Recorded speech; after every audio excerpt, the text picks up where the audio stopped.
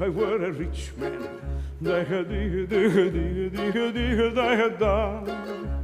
All day long I'd biddy bum if I were a wealthy man. Wouldn't have to work hard. Good morning, everyone, and welcome back to Foundations of Algorithms. I'm happy to see familiar faces this week. We've already had week 1 pass, so hopefully you have started to program in C, get used to the notion of algorithms, and are ready for what's coming for a very exciting semester. So starting from this week and for the rest of semester, we will have a historical figure to introduce our lecture. So this is Augusta Ada King, who was the Countess of Lovelace. So she was, along with Charles Babbage, the inventor of really the first computer. Now, this was not a digital computer like you might imagine or you might use today, but was rather the notion, the conceptual notion of a computer that was only later operationalized by Alan Turing and a number of other early inventors in the 1930s, 40s, and 50s. She is considered to have developed the first algorithm ever, and so as a result is a really good starting figure for our semester. So throughout the semester, along with showcasing just big figures in computer science, I also want to show you how diverse the history of computing is and how contributions from across a number of different countries, a number of different religions, ethnicities, gender presentations, all made computer science what it is today. And in fact, there is a programming language named after many of these figures, and indeed after Countess of Lovelace, Ada, there is also the programming language Ada. Now, we won't be teaching it in this class, but feel free in your own time to give it a bit of a look. Now, today's lecture is going to be about this pathway going from expressions to decisions, then to repetition, and finally to abstraction, which is the highest layer that we're going to be aiming for in this semester in terms of designing our programs. So first, how do we get the computer to just execute basic commands? How do we go from there to help it change what it's doing based on the variables, based on the computations that it's done?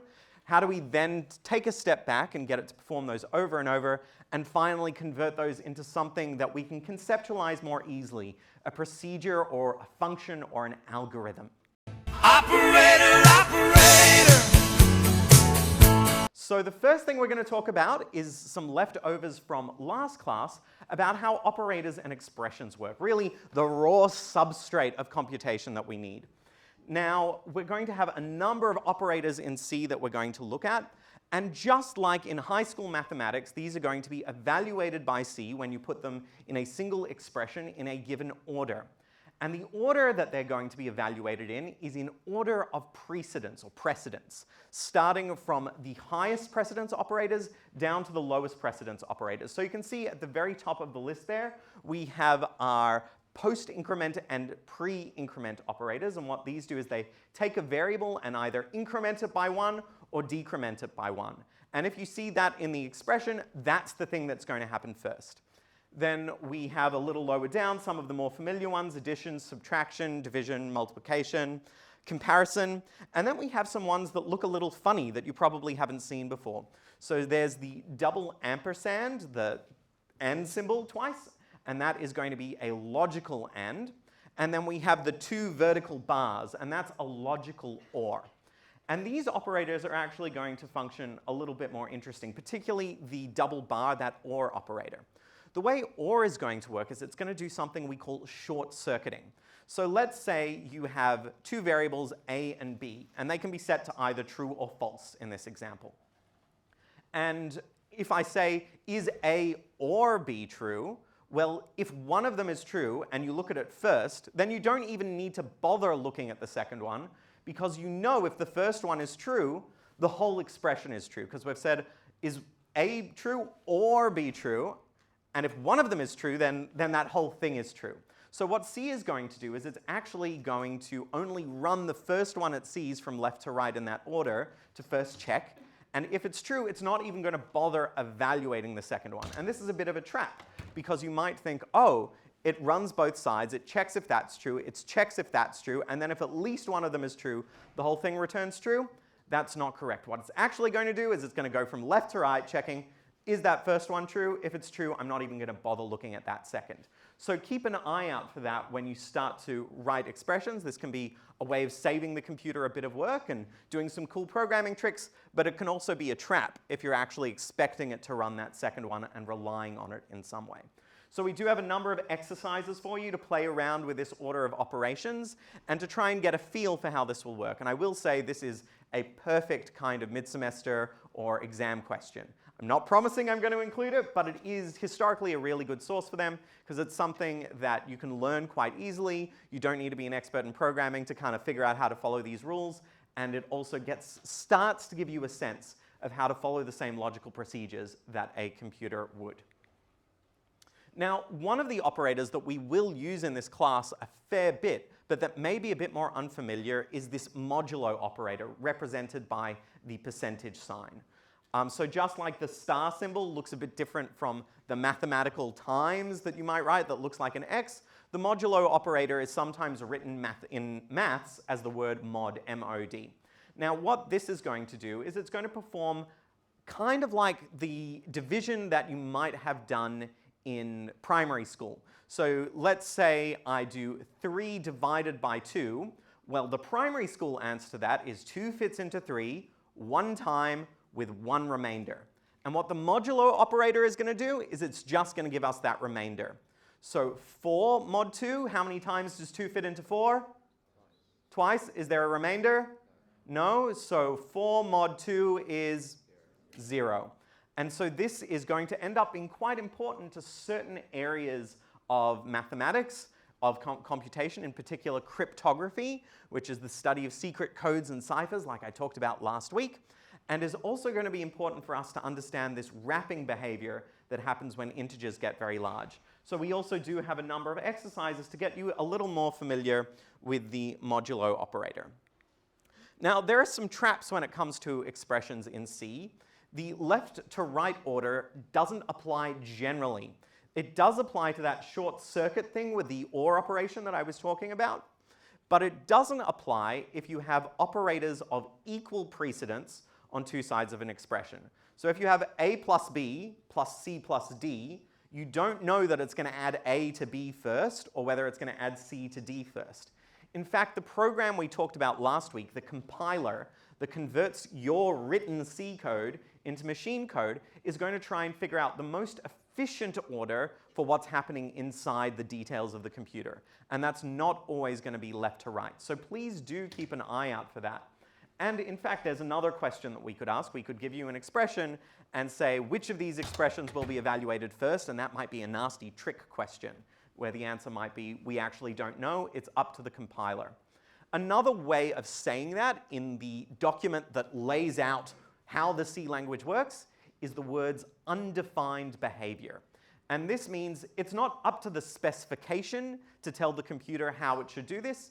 It's up to the person who writes the compiler and who writes the operating system to decide how it works. And this gives us some flexibility if we're actually making the compiler, because then we can make the compiler do what's most efficient rather than having extra rules that we have to implement that might cause a performance penalty for us.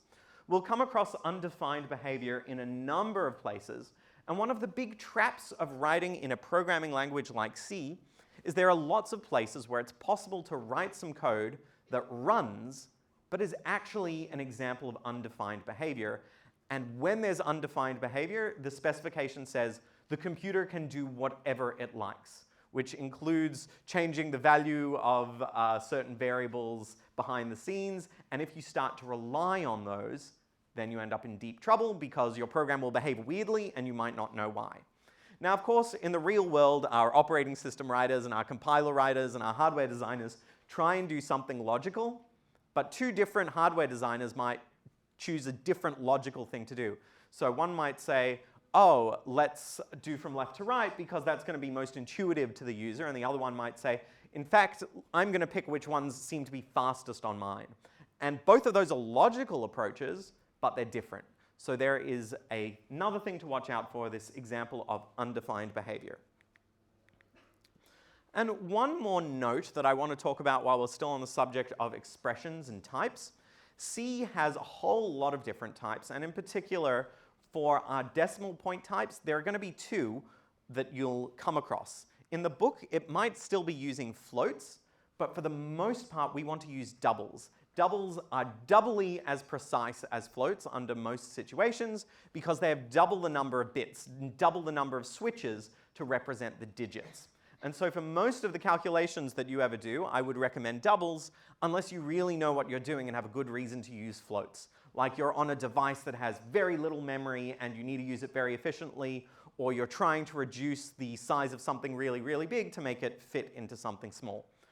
We'll talk about this later in semester. I'll cover a little bit about where we might use floats in machine learning or even in music representation.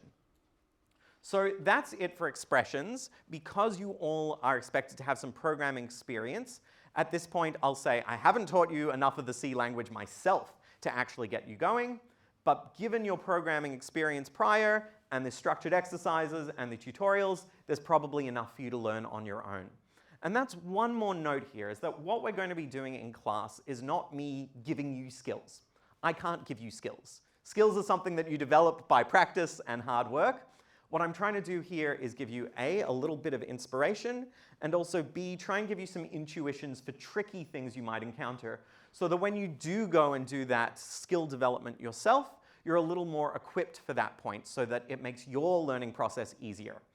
I'm not doing the learning or the skill development, you're doing that. All I can do is try and make it a bit easier and a bit more fun for you. Okay, this takes us to decisions. Now, I've been previewing this in the little video at the start. We had our if-else. So if I were a rich man, I would biddle-biddle-bum, diddle-diddle-dum, for those of you who have seen Fiddler on the Roof. And we have a number of different operators in C that we can use to make decisions, to answer these kinds of if-else questions and take us down different paths of program flow. Now, in C, as compared to Python that some of you might be familiar with, we don't use elif. Instead, we use else space if. And then we're going to start using these curly brackets that you'll see increasingly to mark off what we call code blocks. Now, a code block is a logically defined unit of code within two of these parentheses. And this is the way that some programs might use indentation. C and languages that are close to C use these kinds of parentheses or these curly brackets to represent that all of these should be treated as a group. So for example, if we're doing an if statement, we'll have if, curly brackets for what happens if it's true, then the word else, and then curly brackets what happens if it's false, or we could also have else if to add another else condition. Now, there are a couple of traps with if in C, and the first is that C is white space insensitive. So if you try and do something like you do in Python and use indentation to represent the areas that are meant to attach to the if, that are meant to attach to the else if, that are meant to attach to the else, it will not work as you expect. And we'll see an example of this in a minute or two. And then the other kind of like interesting thing is that true and false were historically not part of the basic C standard as keywords, which means if you just wrote true in your program or just wrote false, it wouldn't work. There was no bool type built directly in. Now, this has changed in the latest update to the C programming language, but if you're running on an old computer, it might have an old version of a compiler installed, which means that old compiler might only understand older versions of C. And in fact, there is a version of C that the first edition of the textbook was written in called C89, which was missing a whole bunch of features that are now standard today. And so one of the tricks here that you'll start encountering as you do a little more programming is that you start to become sensitive to changes in programming language versions. So one thing that's always fun as a programmer is to see the latest version of a programming language come out, the latest version of the compiler or the interpreter for something like Python, and then to look, oh, there are all these cool new things that I can do now, and wait a minute, all these old parts of the programming language that I used to be familiar with are now, it warns me if I try and use them, or some of them have even been removed, and so I can't actually use that particular part of the programming language in the same way anymore. So now, if you're using a modern compiler and a modern computer, like the way I hope many of you will be, or using ed, you can use true and false, but be aware that that won't be the case everywhere. Okay, so now we are ready to go back to writing some programs. And we're going to write just a very, very simple program that I am going to call if-else. So now I'm at a website called cs50.dev. It's a nice interface for just getting up and running really quickly in a terminal that supports C. So you can just navigate to that by going to cs50.dev in your address bar and signing in with a GitHub account, which is a Microsoft website that allows you to host code easily.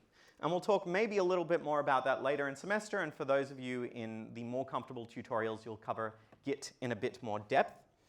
But for now, I'm going to right-click, create a new file. I'll call this if-else.c, and now we're ready to start writing again.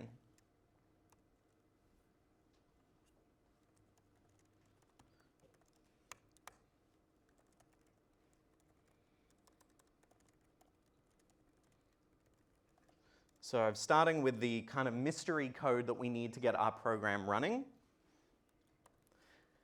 And then I'm going to start writing my C code. So create an integer n equals 1. And now I'm going to start to use if. So the way we use if in C is we start off with the word if, then we have a pair of parentheses, of normal circular parentheses, with the condition that we want to evaluate inside. We open a new code block.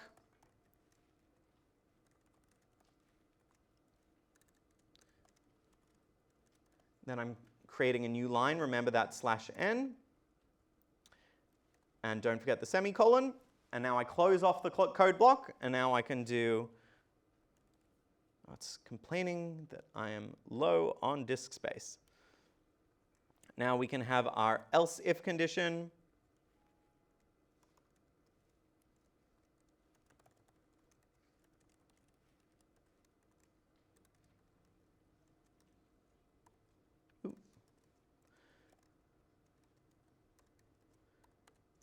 And close off the code block again. And then finally,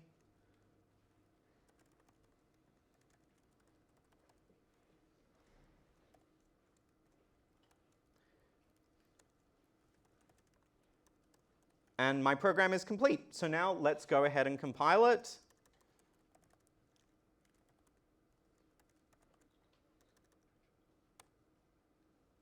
And run it. Remember, I need that /.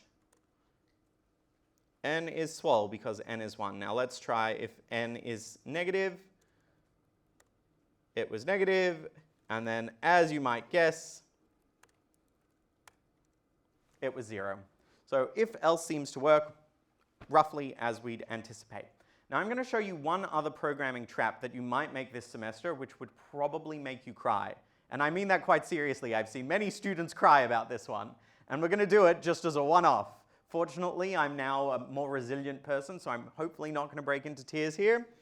But this is a mistake that I've seen students make. Look very carefully at the line that I've just typed in.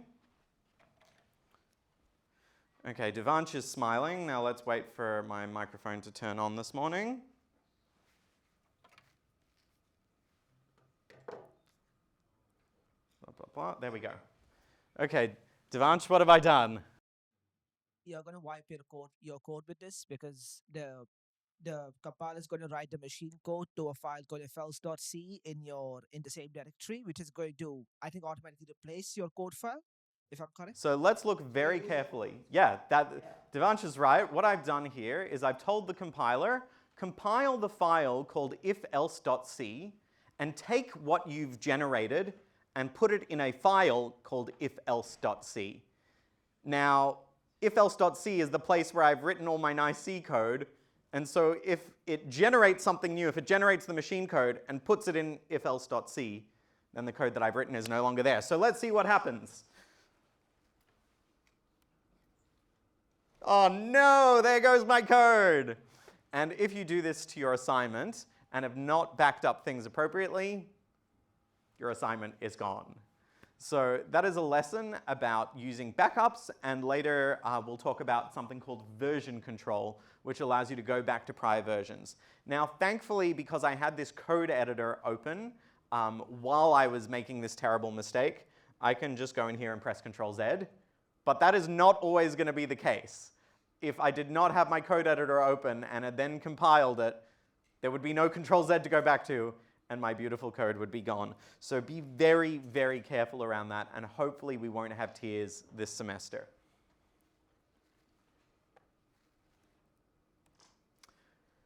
Okay, now let's go to a pre-written demo that has a little more sophistication around if-else, just to show you what a more fully fleshed out program looks like. Now we'll do a mix of this throughout the rest of semester, some pre-written examples as well as some live coding, because we know what happens when you live code. I make mistakes, and then people like KJ have to help me out there. So this is a program called daynumber.c. It is an example in the book. And what we're going to do is we want to figure out, okay, so if I give you a given date of the year, so if I tell you the 16th of March 2025, can you tell me how many days have elapsed so far in that year? So for example, for the 2nd of January, it's the second day in the year, and so how many days would have elapsed? 2. You guys can be a bit more vocal than that. Okay, so this is daynumber.c, and it's going to have a number of features. So the first thing that I want to point out is we have this more interesting looking scanf. Now scanf, if you remember from last time, is the way to get input from the user. And here we want to get 3 different variables. And so what scanf allows us to do is it actually allows us to get multiple things at once by writing in our format string multiple different format specifiers. So remember, these are the things with the percentage sign before them. So I've written %d, a /, %d, a /, and another %d. And what this is telling scanf is that I want you to read in an integer, then there'll be a / that you should just ignore and throw out, then read in another integer, then there's another / that I want you to ignore, and then read in another integer. And then after that, to run scanf, to tell it we've got other things that it needs as input to scanf, we're going to have a comma, which indicates that there are more arguments to that function. And then we have the 3 variable names that we are going to want to feed things into, matching the format specifiers that we had earlier. So the first %d is going to go into the variable named dd, the second %d is going to go into and the third one is going to go into the variable named yyyyy. Now those are just variable names. If I changed yyyyy to blah, and change it everywhere in the program to blah, it would still work fine. There's nothing special about the fact that I have made it yyyyy. It's just a way of helping the programmer keep track of it. Now the other thing that scanf does is it gives us back a result. It doesn't just fill up those variables with the input from the user, it also tells us how many items it was able to successfully read in. And so if our program is working as expected, we asked for days, months, and years. Those are 3 things. And so if scanf has worked, what should the result of scanf be? It should be 3. So here we're using if to actually check that the functions that we're calling are working as expected. Now, if scanf and printf aren't working, something is probably really, really wrong with the computer. And so the right thing to do is just quit, because there's likely nothing your program can do if printing to the screen fails. That's not your fault. That's going to be something is wrong more deeply in the system.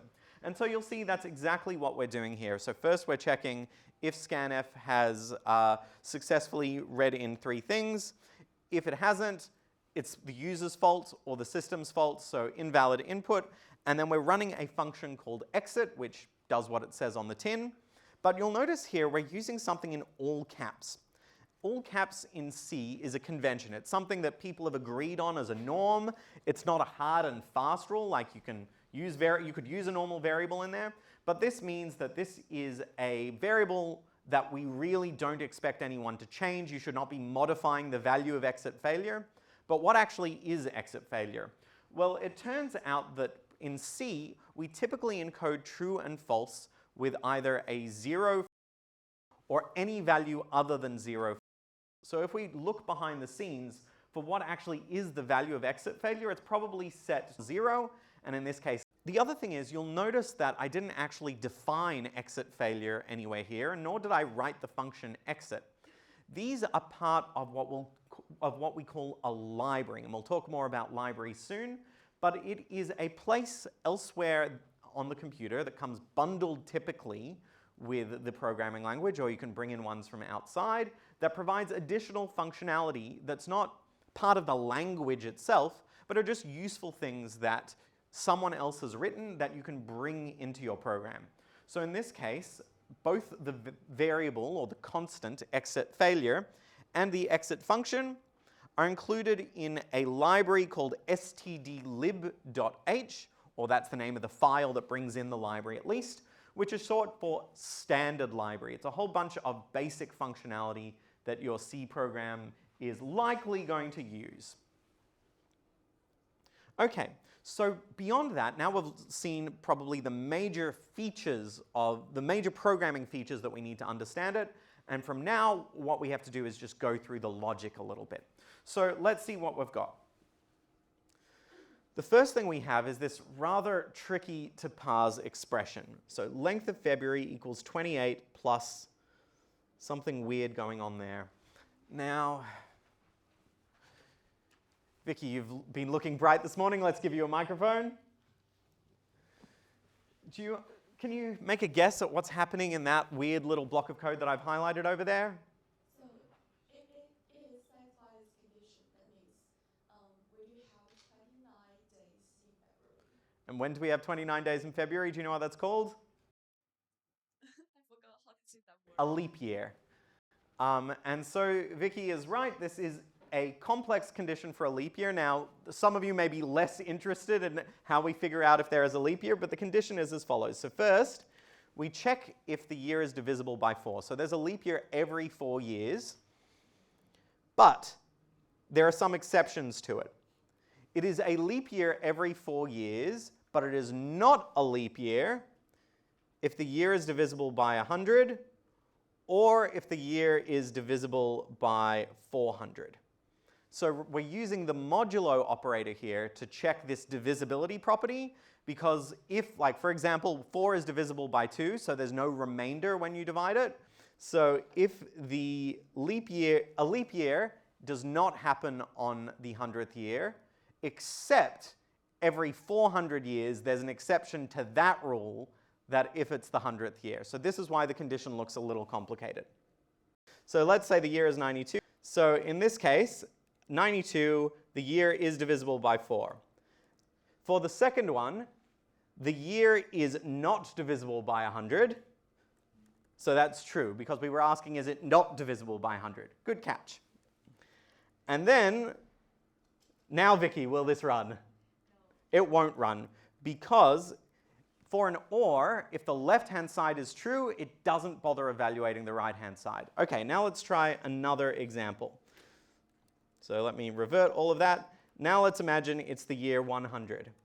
If it's the year 100, 100 is divisible by 4, yes? Yep. So that would evaluate to true. Now, is the year 100 not divisible by 100? That's false. It is divisible by 100. So that's false. Now, Vicky, do we evaluate the other side? Yes. So is 100 divisible by 400?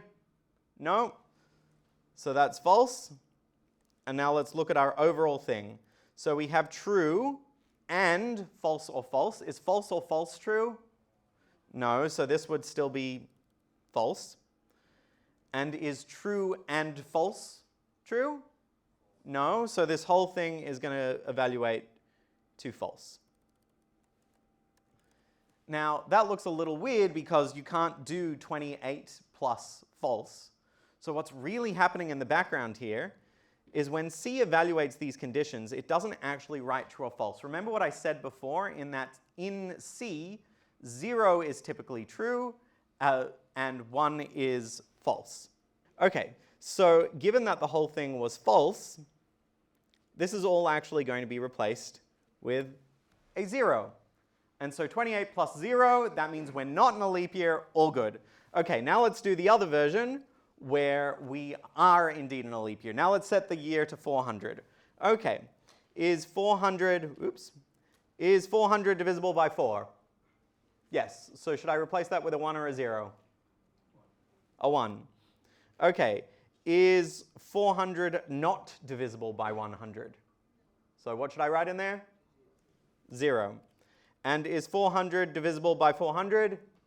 Yes? So I'm going to write in a 1 in there. So 0 or 1, what's the result of that? 1. And 1 and 1 is... you can tell that to your primary school teacher. 1 and 1 is 1. There we go. So 28 plus 1. And here is a trick to calculate the number of days in February. Now, personally, I would probably not write that code that way because it's a little more complicated to read and reason through. I would probably personally have used a set of if statements unless I was trying to be cute. Okay, so let's bring that back. And then what we do is we have an example of a loop, and we will actually come back to this soon. So we'll save the rest of the code for a couple of minutes. So another language feature that I want to point out here is the difference between single equals and double equals. Now this is absolutely critical for using our if statements.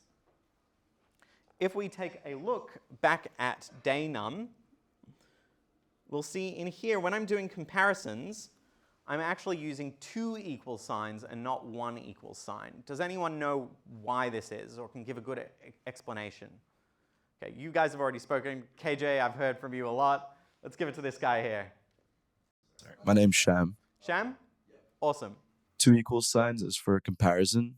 So you're comparing whether or not the 2 values on either side are equal. And 1 equal sign would be for assignment. So they're actually different operators. Because we only have limited symbols on the keyboard, and also we think of things in a certain way, the designers of the programming language decided that these would actually be 2 different operators, but the way you write the different operators would just kind of look similar visually. So one operator is the assignment operator using a single equals, and that sets things. And 2 equal signs is the comparison operator. And even though they both use equal symbols, they're actually totally different things under the hood. And so if we want to do a comparison, we use double equals. And if we want to set a variable, or we want to do what we call an assignment, we use a single equals. Okay, so let's move on, and then we'll come back to this when we're ready and we've done loops. So now let's look at another program, and this is called equal if. And I want you all to take a guess at what the output of this program will be. So I've defined a constant here. Remember, a constant is similar to a variable. And I'll talk about what that does in a second. But just by reading this, see if you can figure out what it's going to be equal to. Okay, so stand up if you think it's going to say class is now full.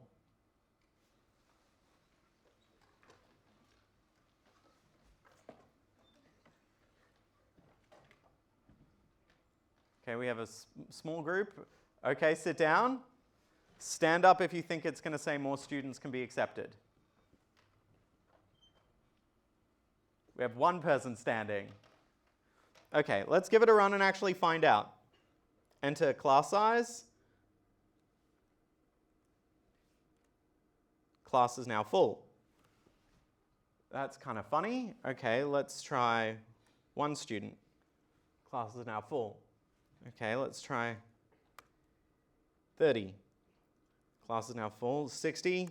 Okay, so let's go over this and figure out why. So the first thing we have here is what we call a preprocessor directive. Now, you do not need to remember that terminology, but what it means is you're instructing a part of the compiler program set to do essentially a find replace. It looks in the code for anywhere that max class size is written and substitutes in the number 50. So it's just as if I did a find replace and wrote 50 in there. And it would do that in the entire code file. Okay, that all seems fine. Int class size, enter class size, scanf for the class size. Now remember we have the ampersand there, which we'll explain later on, but that's necessary to fill up our variables, so class size seems to be filling correctly. You know what? To debug this, let's write the user entered. Maybe that's where the problem was. Let's try that. I'm going to recompile it. User entered 20. Okay, that doesn't seem to be the problem. Okay, so let's look at the next line. If class size equals max class size, that seems right. Okay, see someone over there, you have a bunch of stickers on your laptop? Yes. What's your name?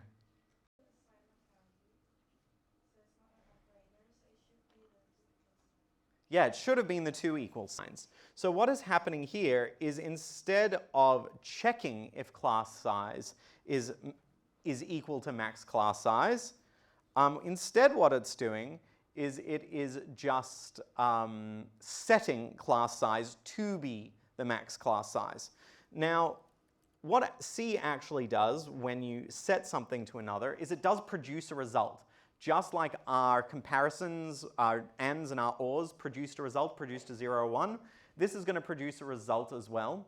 In C, the result of an assignment is the value of the assignment itself. So if we are setting something to 50, the result of that whole expression is 50. So if I were to print class size in here at the end,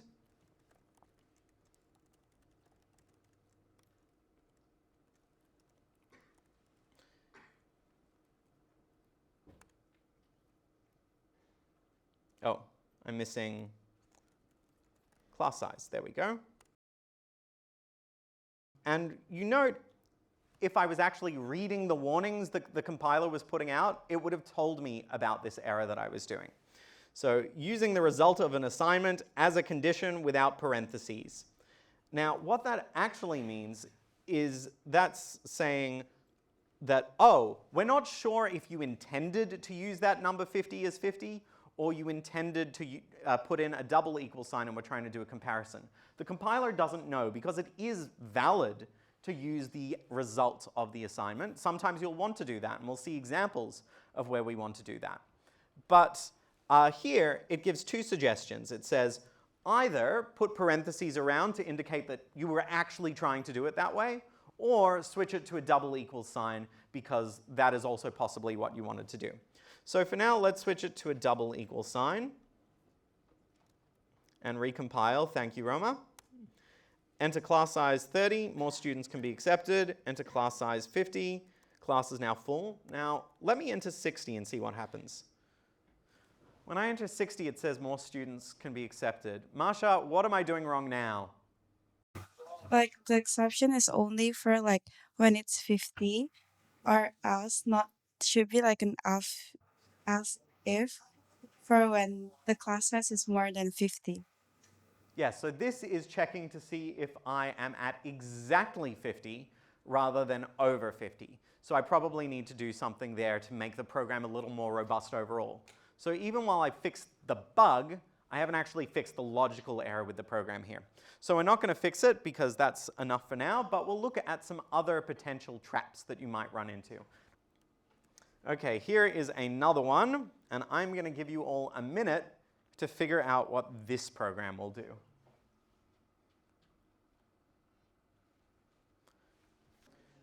Okay, that's probably enough discussion. Now let's do the big reveal. Let's see what happens. So I'm going to now show you another terminal command that'll be useful. This is the clear command. It's going to do what it says on the tin again. So now I'm going to compile dangling else.c. And I'm going to give it a run. After the statement, z equals 8. So hands up if you got that correct in your group. And most people got there. So let's trace what happened. Okay. If x is bigger than 2, is x bigger than 2? Yeah, okay. So if y is bigger than 6, is y bigger than 6? Okay, so we don't do this. So where do we go next? else. Okay. Z equals 8. Okay, here's another one. We'll do the same thing. See if you can figure out with the person next to you what the answer from this one will be. Okay, bringing it back. Do we think Z is going to equal 6? Hands up. Z equal to 7? Z equal to 8? Okay, seems like most of you might have gotten it right. Let's give it a try again. Clang 3 test. After the two statements, Z equals to 7. So let's figure out why. Okay, Z starts off at 6. Now, is X less than Y less than Z?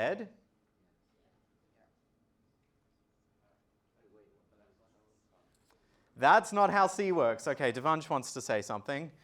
Yeah, so first x less than y, 3 less than 4, that's true. So now to compare 2 with z, which is 6, I mean 2. Jumping ahead, but you do have the right answer. But let's think about what the problem here is. So in the C programming language, we can't actually compare 3 things. Even if it makes sense mathematically to write that, our programming languages are designed around much more limited structural ideas that allow us to write very particular statements. So in this case, it's first going to evaluate x is less than y, and only then evaluate y is less than z. So x less than y is true or false? So we can replace that with a 1. Is 1 less than z? Yes. So even if we put 3, 4, 6, that would have been true. But if we did 1 less than 6, that's still going to evaluate the same way. So z is z plus 1, so that takes us to 7. Now, z is now 7, so let's put a 7 in there. 7 is greater than 4, true or false? And what is x? 3. 1 greater than 3? False. So that's going to be false, which is 0, so that if isn't going to happen. And so it's going to skip this next line.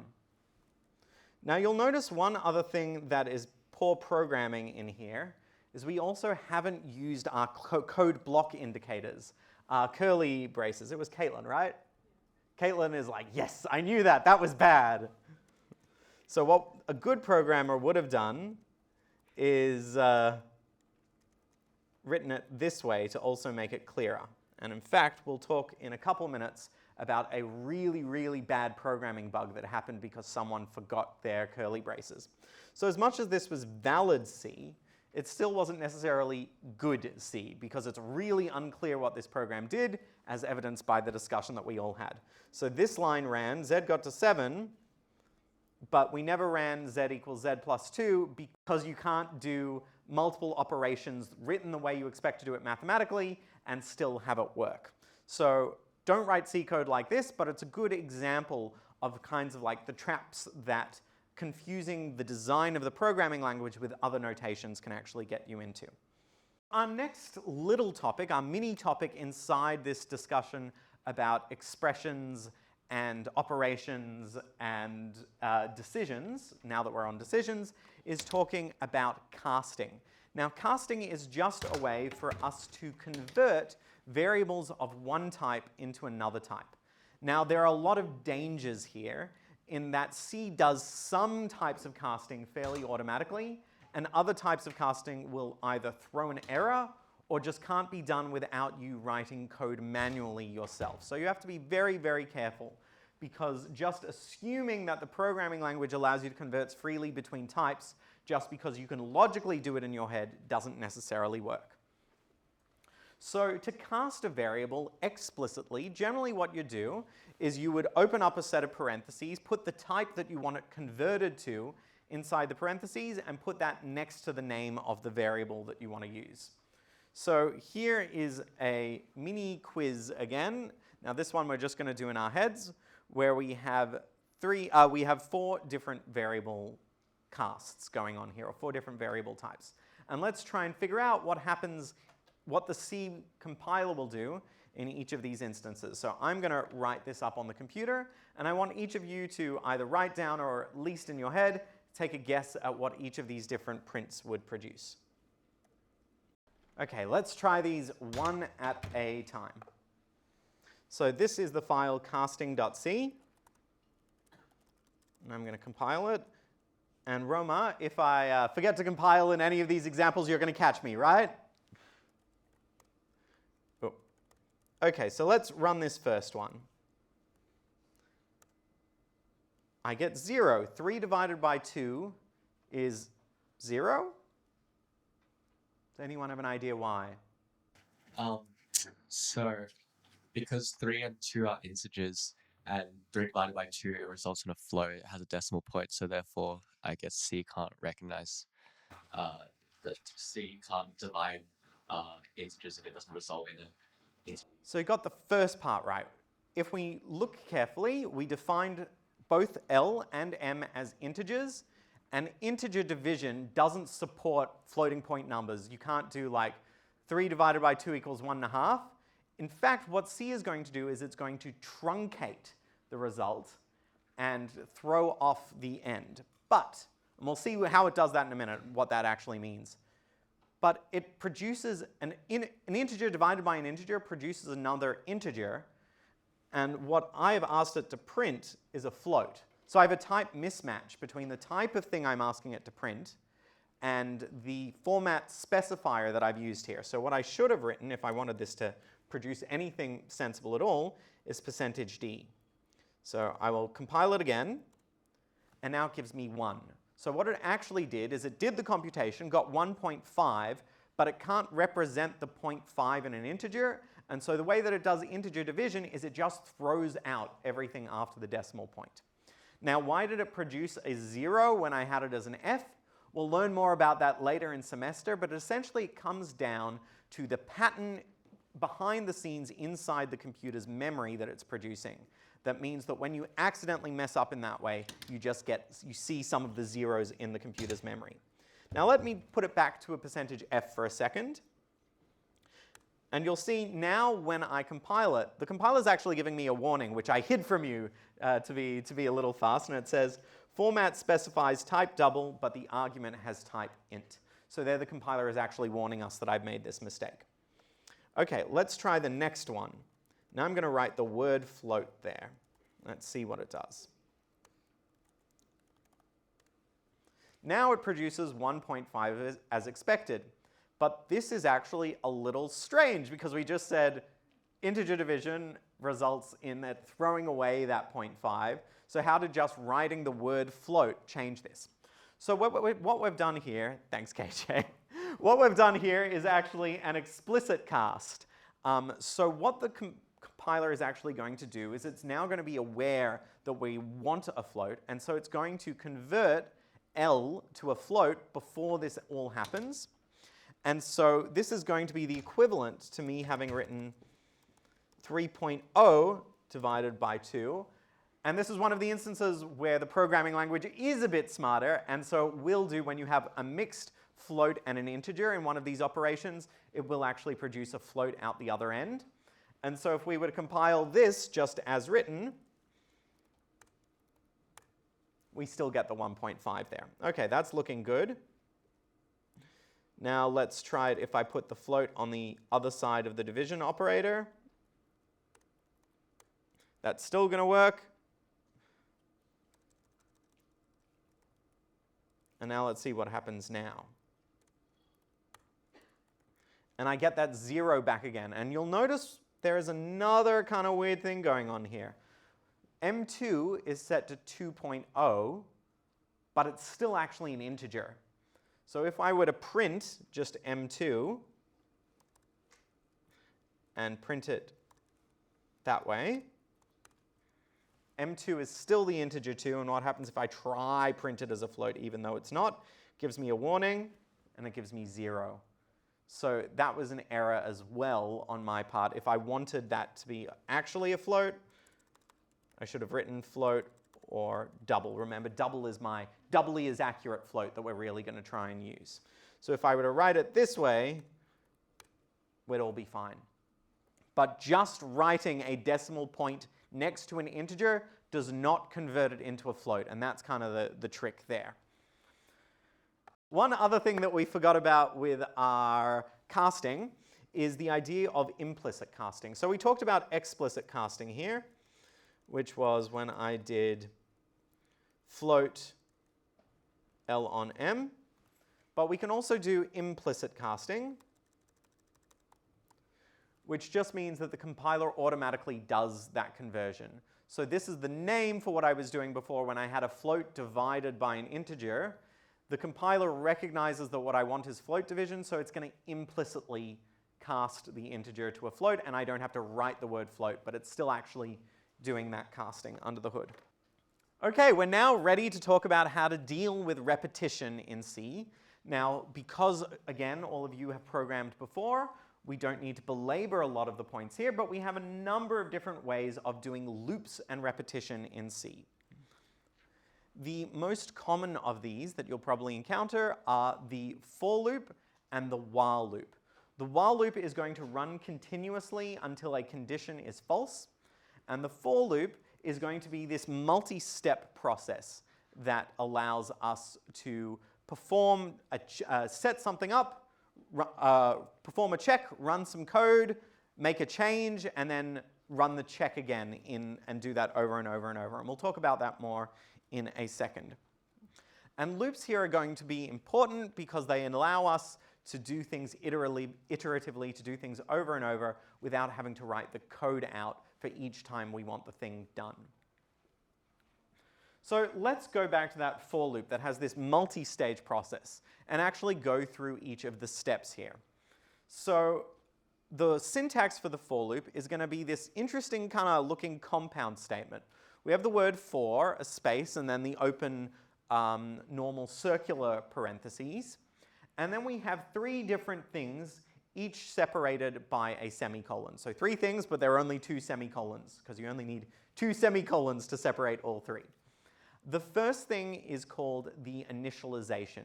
This is a little piece of code that will run before everything else in the loop, but only run once. So this is where you can, for example, set a variable that you want to count things inside, set it up, and set it to 0. The next element in this kind of compound statement is the semicolon, but after the semicolon, we have the condition.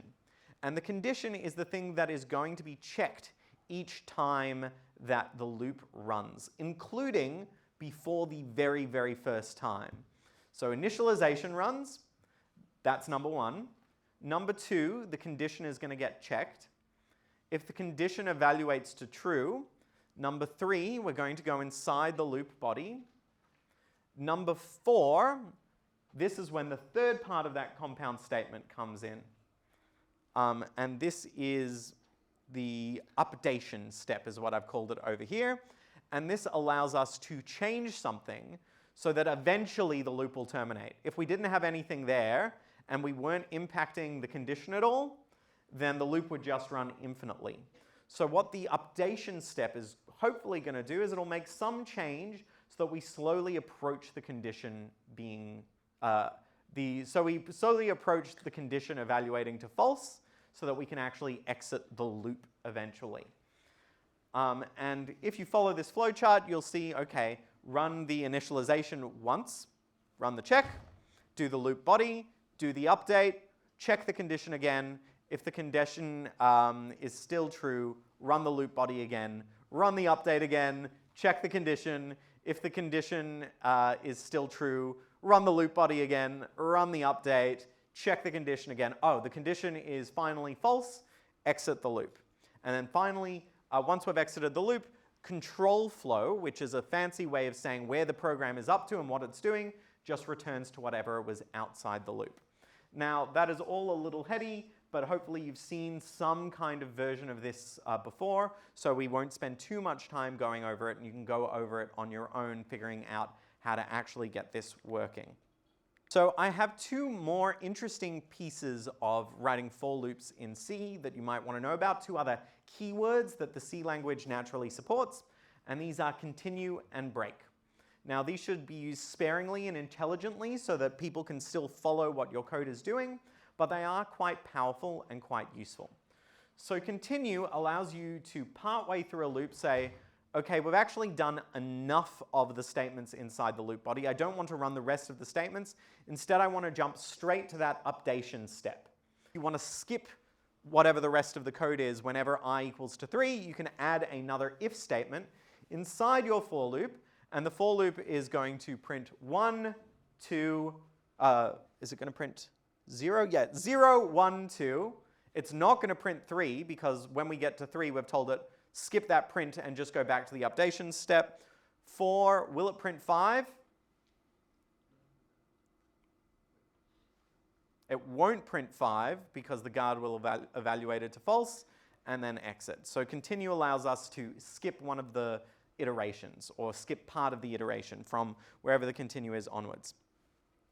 And the other useful one is break. This is kind of like continue, except instead of going back to the updation step, it'll just stop the rest of the loop from running altogether. So in this case, it will print, let me actually look at the code here. It'll print 0, then it'll print 1, and when I is equal to 2, it'll hit that break statement, and it will never run that I plus equals 1. Now, the other thing you'll note here is I've used a while loop instead of a for loop. This one is structured very, very simply. You have while, you have the condition in your circular parentheses, and then until that condition is false, it'll just keep iterating and iterating and iterating. So one of the things we want to be very careful to do whenever we put a loop in our program is to think about our loop invariant. What formal property is going to cause the loop to keep running, such that we know that whenever we're inside the loop, this property is true, and when we exit the loop, that property must have been invalidated. And so this is very, very similar to the loop condition, to that guard statement that you have there, but it's a little different because you can have loop invariants that aren't specifically written in. If the loop is while I is less than 50, run the loop, then one loop invariant, the obvious one, is I is always less than 50 outside the loop, which means inside the loop, which means that outside the loop, I must be greater than or equal to 50. But another loop invariant is I is less than 100. That's necessarily true because of the first invariant.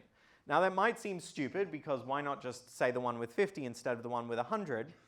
But as our loop conditions get more complicated, we can actually come up with logical loop invariants that actually allow us to say something more broadly. And we'll talk quite a lot about that next week when Hanja comes to talk to us about algorithms. So a couple things about the invariants, and it's already a good time to start thinking about them, is loop invariants should always be true once the initialization step of the loop has completed. So whether that is writing a line or two before your while loop, or it's that explicit initialization inside your for loop, you should make sure that the loop invariant is definitely true once you've run that initialization. Otherwise, your loop will never run, but also your proof won't go through if you're trying to make a proof about your loop. On subsequent iterations, you also need to make sure that you're actually making progress towards that loop invariant being invalidated. Otherwise, your loop runs infinitely. And then eventually, when the guard is false, you want some outcome to have been reached. And ideally, you should be able to combine the statement of the invariant was once true, the invariant is no longer true, therefore, proof about my program. And again, we'll see more of how to use that concretely next week. Next up, something else that I pointed out in the day number program was the notion of checking to see if scanf and printf have succeeded. And this is a pattern that I want you to get into with your programs, is always checking at each step of the program when a function runs that the output is valid, and this will also help improve the correctness of your code. So now we're actually ready to go back to our day number.c and look at the second half of it. So remember, the first thing we did was get in a date from the user. Then we calculate if we're in a leap year, which tells us how many days are in February. We figure out what day of the month we're up to. So for example, if the user entered the 17th of June, then we must at least be 17 days into the year. So that's what this line is doing, is it's starting off our calculation of the day number with the number of days we're into the current month. So once we know how many days we're into the current month, all we need to do is add the number of days in all the months that have already elapsed. So if it's the 17th of February, to figure out how many days into the year we are, we just add the number of days in January. If it's the 13th of March, we add the number of days in February plus the number of days of January plus the 13 from the 13th of March, and that gives us the number of days in the year, and that's what we're going to do here. Starting with January, while month is strictly less than the month we're up to, so if we're in March, that's the third month, so we only want to do this for months 1 and 2. At the end of each loop iteration, move to the next month. So we want to count the first month, and then move to counting the second month, and then move to the third month, but we're not actually going to run the code for the third month, because that's the month we're in. If month equals 2, day number is the length of February, because that's a special case, and this is actually called formally special casing. And then we follow the rhyme. Does anyone know the rhyme that people in Western countries use to remember how many days each month has? 30 days, 8th September, April, June, and November. All the rest of 31, except for February alone, which has 28. 30 days, 8th September, April, June, and November. So that's all of this. All the rest have 31, except for February alone. And then we have one more interesting feature of our program here, which is our format specifiers now have some extra interesting digits in here.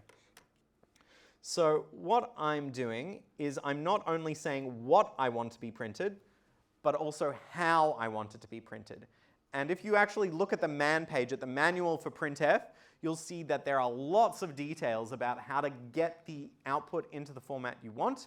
I'm going to send you back to the textbook and back to the man pages to learn all of that, and back to your workshop exercises.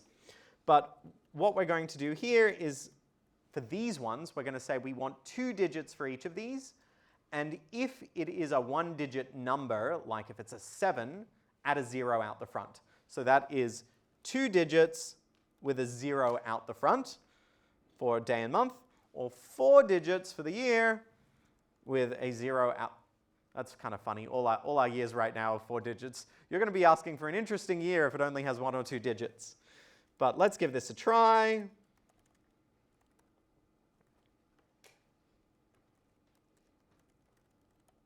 Day number.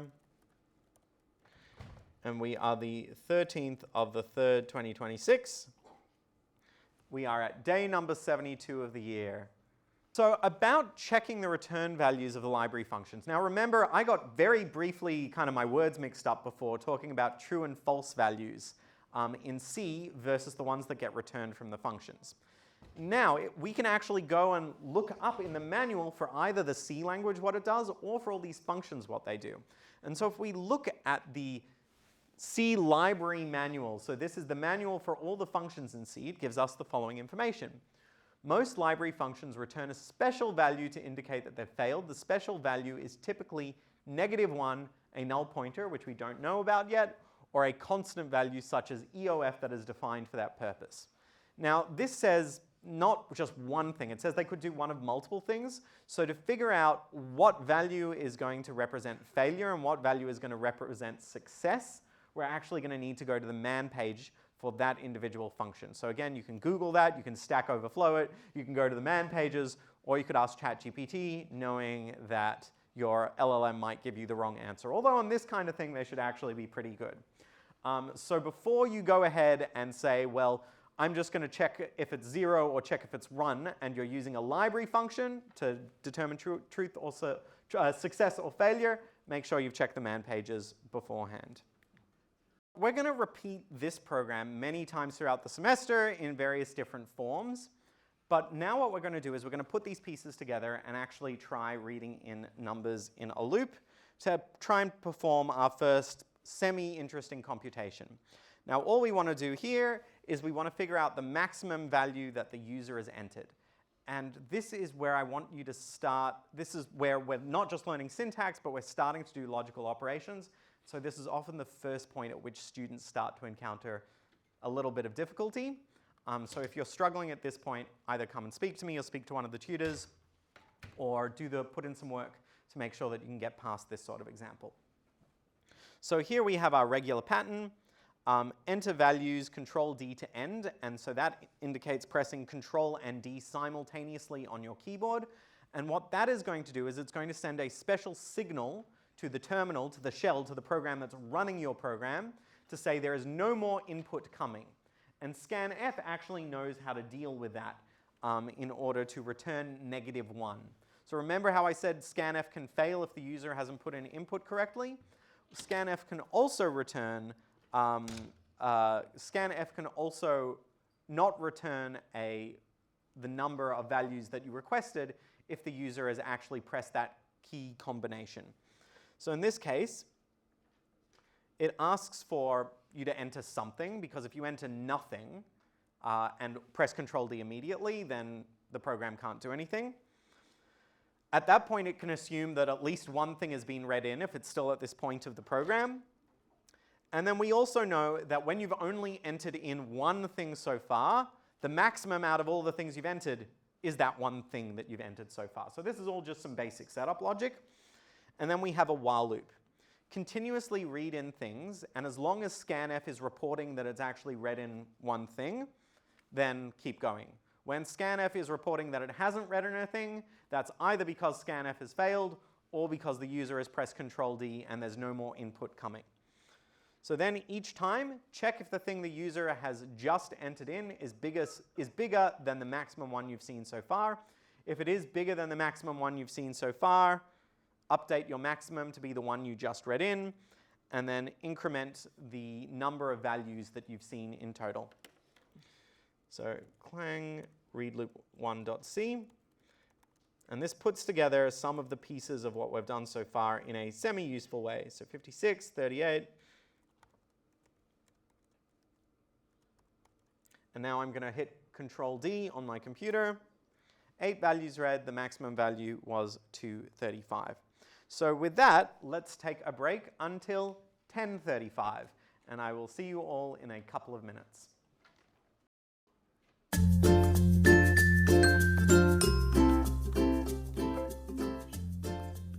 Okay, we're now ready to talk about functions. These are one of the building blocks that we'll be using from here on out, and are the clearest way that we do abstraction in C. And what the notion of abstraction is it allows us to package up ideas that we're doing in our program into a small unit and then reuse it over and over. So this is not the same as iteration, where we're doing exactly the same thing over like a set of data or over a number that's incrementing or decrementing. This is instead where we want to package up an idea, one group of things. And so the way we do this in C is by writing the name of the function when we get up. There we are. So the syntax for writing a function is to start with the function type. So what the function is going to give back to the user. Is it going to produce an int? Is it going to produce a char? Then we write the name of the function. So in this case, I'm just calling my function f. Then a set of curly braces. Then we're going to say what inputs the function needs. And we're going to prefix the inputs with their type. So in this case, I have an integer a that's going to be an input and a float b that's going to go into it. And then the output is going to be of type char. And we don't need to actually specify the name for that, because whatever is using the function is going to decide what the name for that output is. However, note that we do need to give names to the inputs, because inside the function we're going to want to use those names as variables. I'm going to use certain words to refer to different parts of the function ecosystem.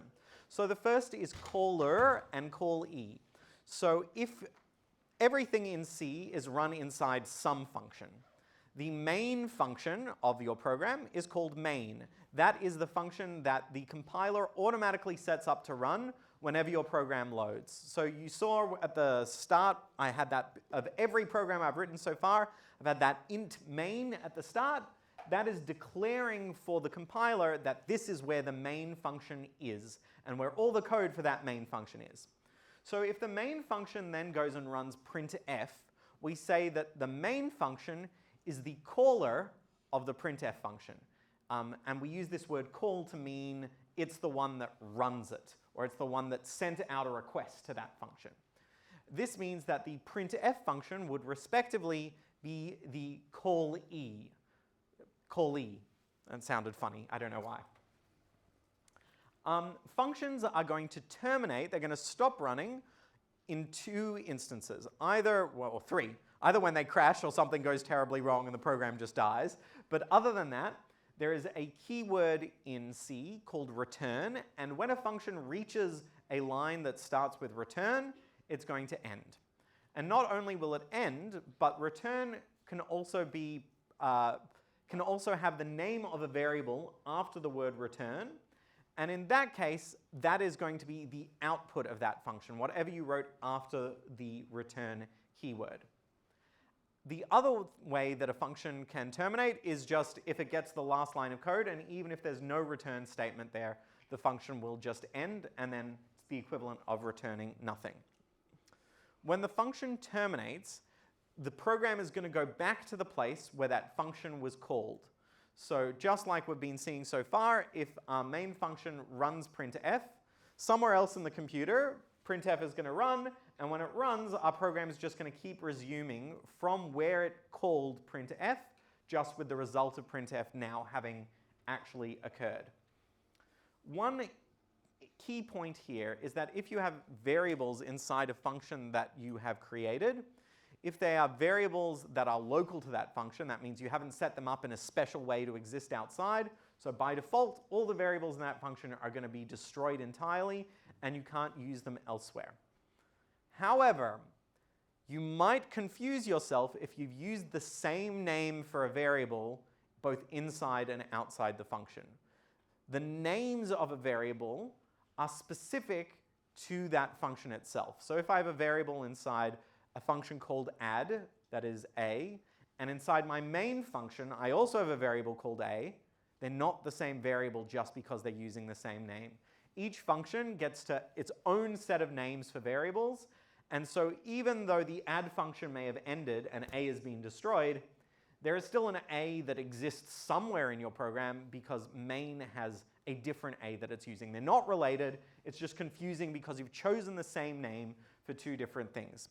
Now that's not always bad because a is a pretty logical name to use in some instances, or if it's counter might be, or I, or something like that, that's okay that you've reused the same name in different places, but the problem is when you've in your head logically confused that notion. There are a couple of exceptions to this destruction paradigm, and the big exception is what we call static variables, and we'll talk about those later in class.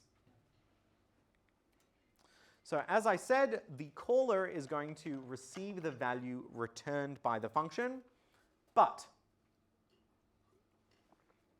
it's a trap.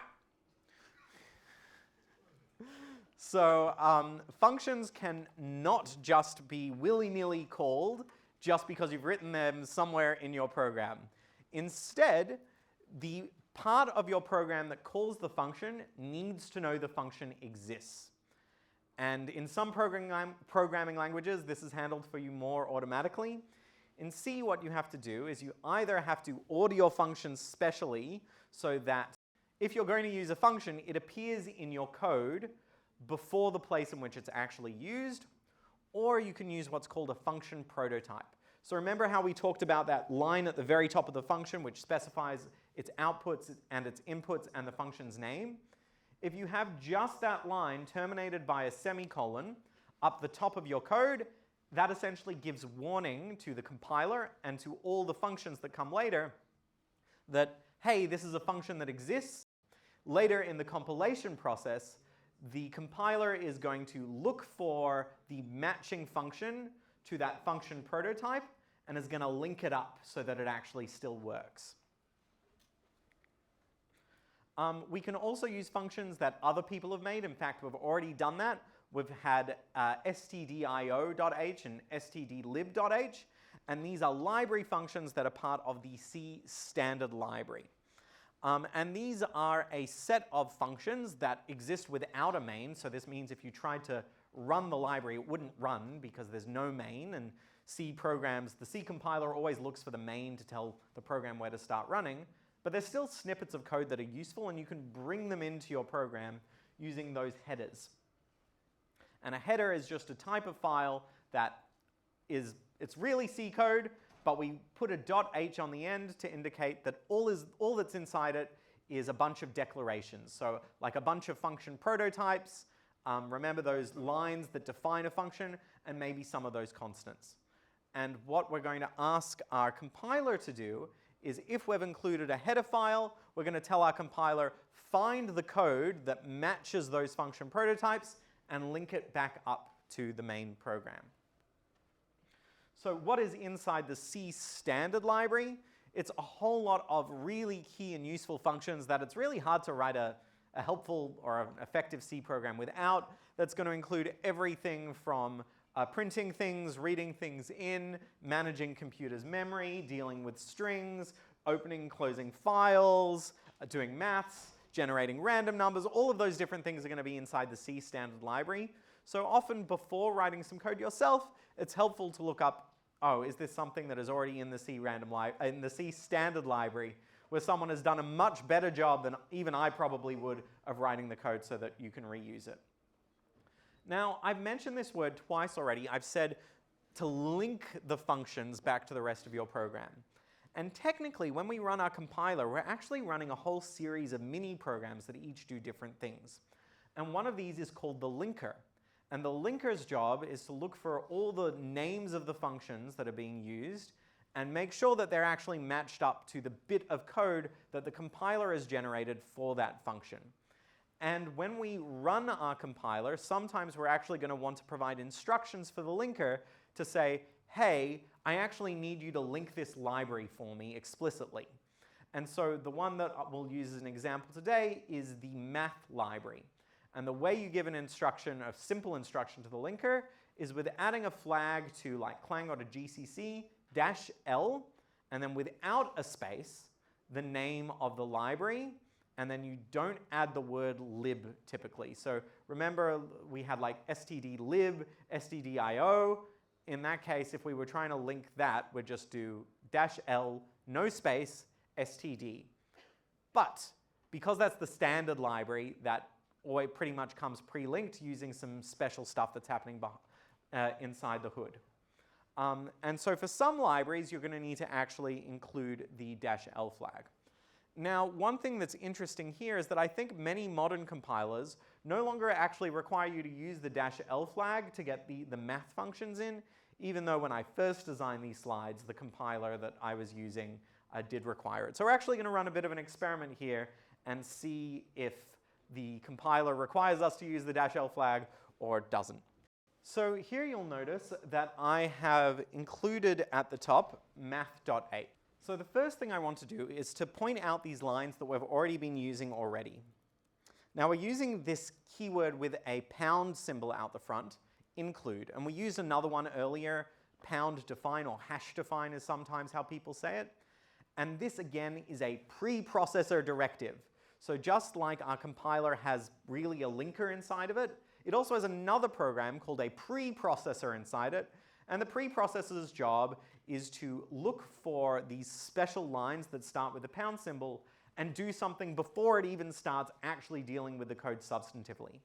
So just like hash define was a find and replace instruction for the preprocessor, #include means copy all the function prototypes inside this library file or inside this .h file and make them as if they appeared at the top of this code file, so that even if I'm using a function that is not inside my piece of code itself, and I haven't added a function prototype, treat it as if I have, because the function prototypes are included inside a different file somewhere else on the computer, in this case a file called math.h.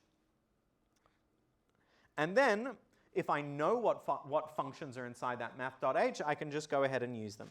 So in this case, I'm going to use sine, log, an absolute value function, a square root function, and I'm going to print two constants that are inside that header file, the square root of 2 and the value of pi. And I'm going to print them out using other format specifiers for floats that we will see in a moment. So let's compile that.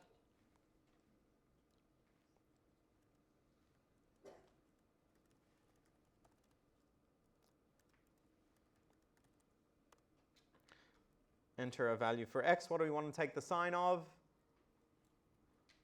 Let's try roughly 1.44. So let's try compile it without the linker flag. Oh, there we go. So this compiler does still want the...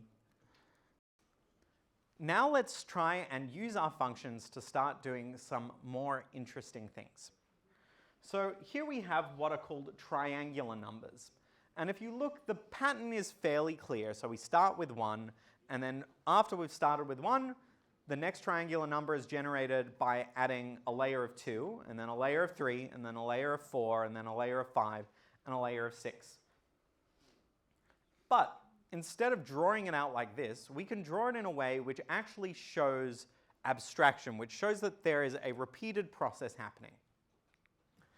So let's look at it. Instead of we're coloring all the numbers, all the balls in the number the same, let's color them according to when they were added. And here we can see that the third triangular number is the composition of the first triangular number and the second triangular number, and then adding 3 at the end, because it's the third triangular number, we've added 3. Similarly, the fifth triangular number, for example, is the composition of the fourth, third, second, and first triangular numbers plus an additional 4 balls because it is the fourth triangular number. And so using this, we can actually decompose triangular numbers into a nice expression here. The other way of looking at this is as a composition of all the prior balls that have been added by the previous steps, plus the number of balls that need to be added for the current iteration. And that naturally leads itself to a process called recursion. What recursion is it's where a function calls itself, let's say for input n, by relying on versions of the function that are produced from smaller sized inputs. So in this case, the nth triangular number is n plus the value of the nth minus 1th triangular number. So for our fourth triangular number, it's the third triangular number plus 4. You can actually write that out fairly easily as the 0th triangular number is 0. Then every other triangular number is the nth minus 1th triangular number plus n, where n is the iteration number that we're up to, not the iteration number, where n is the nth triangular number that we're trying to compute. And so let's actually see this in C. Here I have 2 different ways of computing the triangular number corresponding to the 2 different diagrams that I made. In the first diagram, I had this decomposition where I add 1 ball, then 2 balls, then 3 balls, then 4 balls, then 5 balls. And that's what we're doing here in our loop. Add 1 ball, then n is 2, so add 2 balls, then n is 3, add 3 balls, up until you hit the n that you're trying to get up to.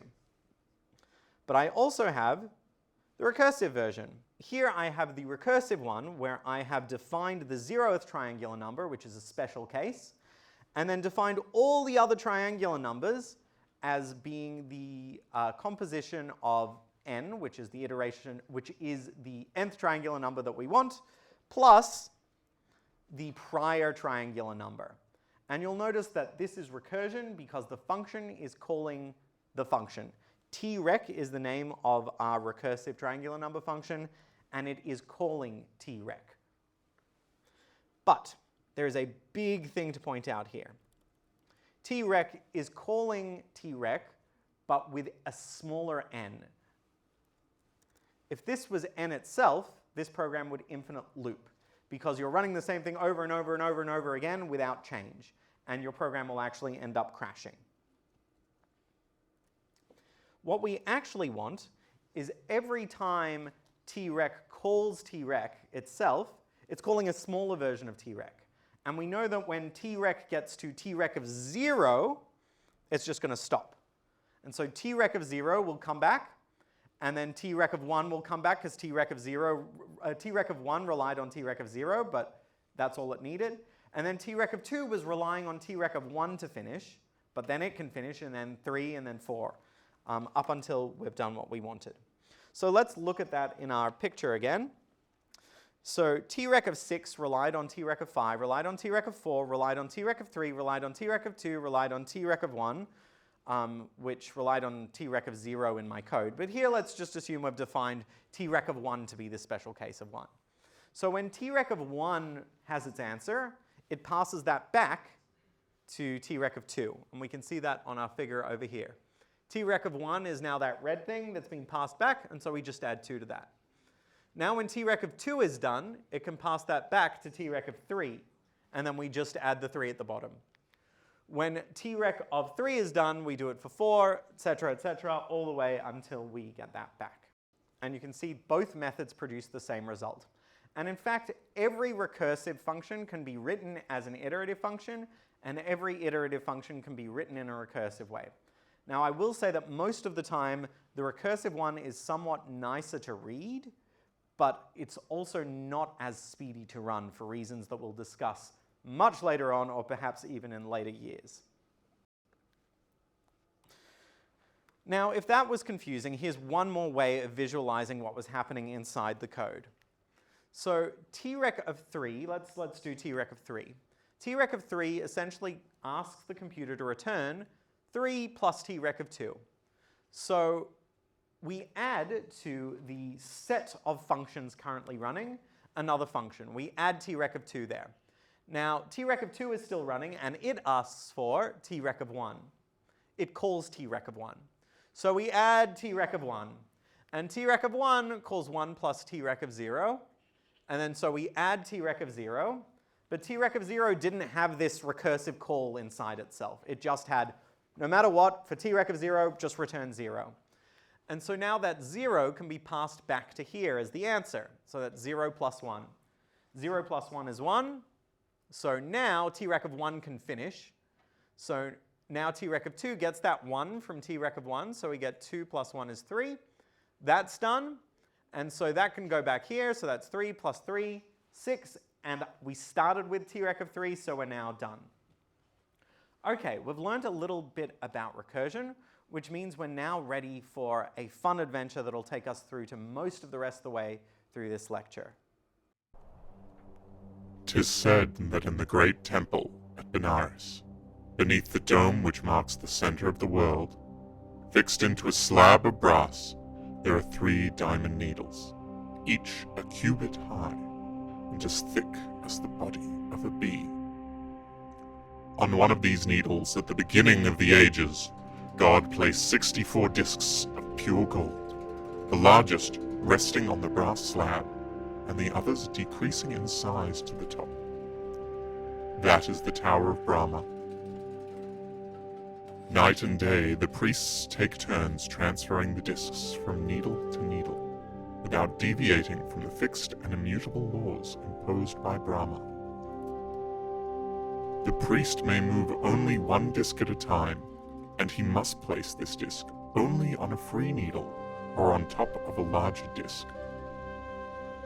When in strict accordance with these rules, the 64 discs have been transferred from the needle on which God placed them to one of the other needles, Tower and Brahmins will crumble to dust, and the world itself will cease to exist.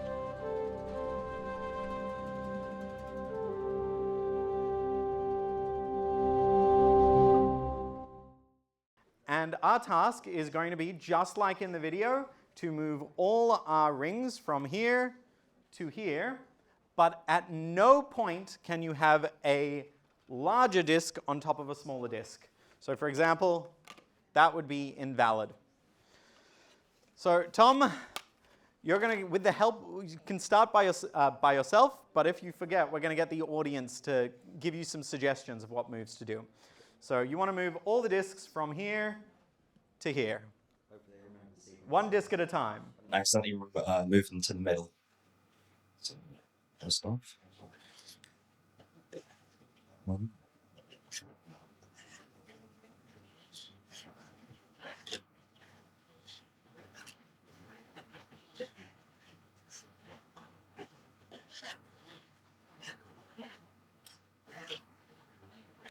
Ooh, he's good, isn't he?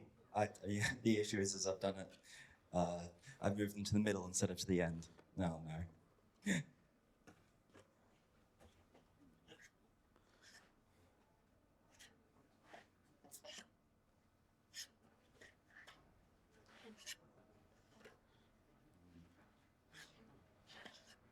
Uh-oh. Yeah. I messed this up now. Okay, let's restart. Yeah. It's good. I actually wanted you to fail the first time so he could get some audience participation. I didn't remember. Okay, let's try this again. Audience, what are we doing? Red one to the middle. Okay, Austin, you've said your thing. Now someone else has to say. Someone yell out.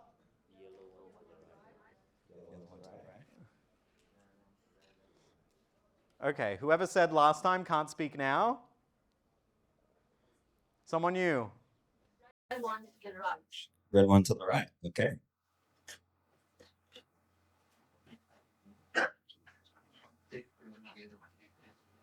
Pink middle. There we go. Red to the left. So which one? Red to the left. Red to the left, yeah. Red to the there. And now use it yellow to the middle.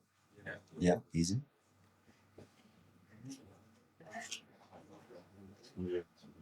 This one to the Keep going, team. We need more suggestions.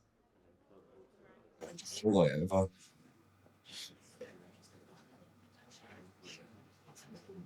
Red to the right. Red to the right. Red to the right. So over here. Yellow to the left. Yellow to the left. And then red to the left. And red to the left. And orange to the left. Or red to the middle. Middle. And then I think I got it from here. And we're done. Big round of applause. Okay, and before, name, Jen? Jen. Luke. Sarah. And a very big round of applause for Jen, Luke, and Sarah as well. Okay, Tom, you can go back. I'm keeping you three for the minute. Okay. So we're going to do this as a class exercise again, but I'm going to make it very easy. Okay. Let's play the game, the Towers of Hanoi, or the Towers of Brahma as it's also known, with one disk. How do I move this disk to the last one? What's the move? Okay. Whoop. Oh my god. Evidently, I can't even finish it with one disk. Okay, let's try that again. What is the correct move for one disk? Purple to the right. Okay. Round of applause. Yay! Okay, so now let's save that in our memories. I have a function to solve the game for one disk. Okay, now let me grab a second disk. Okay. How am I going to solve it for two disks? Orange to the middle, but before you say anything else, I've seen this before. This is just the one disk game, and I know how to solve the one disk game. Okay. So I'm going to solve the one disk game. And now, what do? Ooh, round of applause, actually. Let's do a round of applause first. But I'm going to save this in my memory now. I now know how to solve the 2-disc game. So let's put on a third disc. Okay, first move. Yellow to the middle. And now before I do anything else, I'm just going to say we know how to solve the 2-disc game. And what the 2-disc game does is it automatically moves the 2 discs to a pole of our choosing. But if I move the 2 discs over here, I can't do that because I actually needed my other intermediate pole. So what am I going to do instead? So let's instead move the yellow to the right. And now I've got my 2-disc problem again.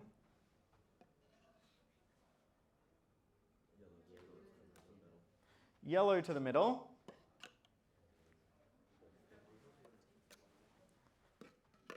Okay, so that means we weren't thinking about it quite right. Instead, what we want to do, instead of solving the bottom 2 discs, our correct move is to use our 2-disc solution procedure to instead move these 2 discs over to the middle, which we know how to do. And once we've done the upper discs, now what do I do?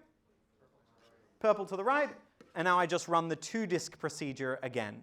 Because we know that if the biggest one is at the bottom there, it can't possibly impact the game, because by putting the smaller ones on top, any of the smaller ones is not going to violate the rule that the smaller is on top, is beneath the bigger. So now I can just run the 2-ring procedure again. So da, da, da, da, da, and then I've solved it for 3. Okay, round of applause. Who knows what's going to happen next? 4, okay. We're getting there, we're almost there. Okay, so now I know how to solve the 3-disc version.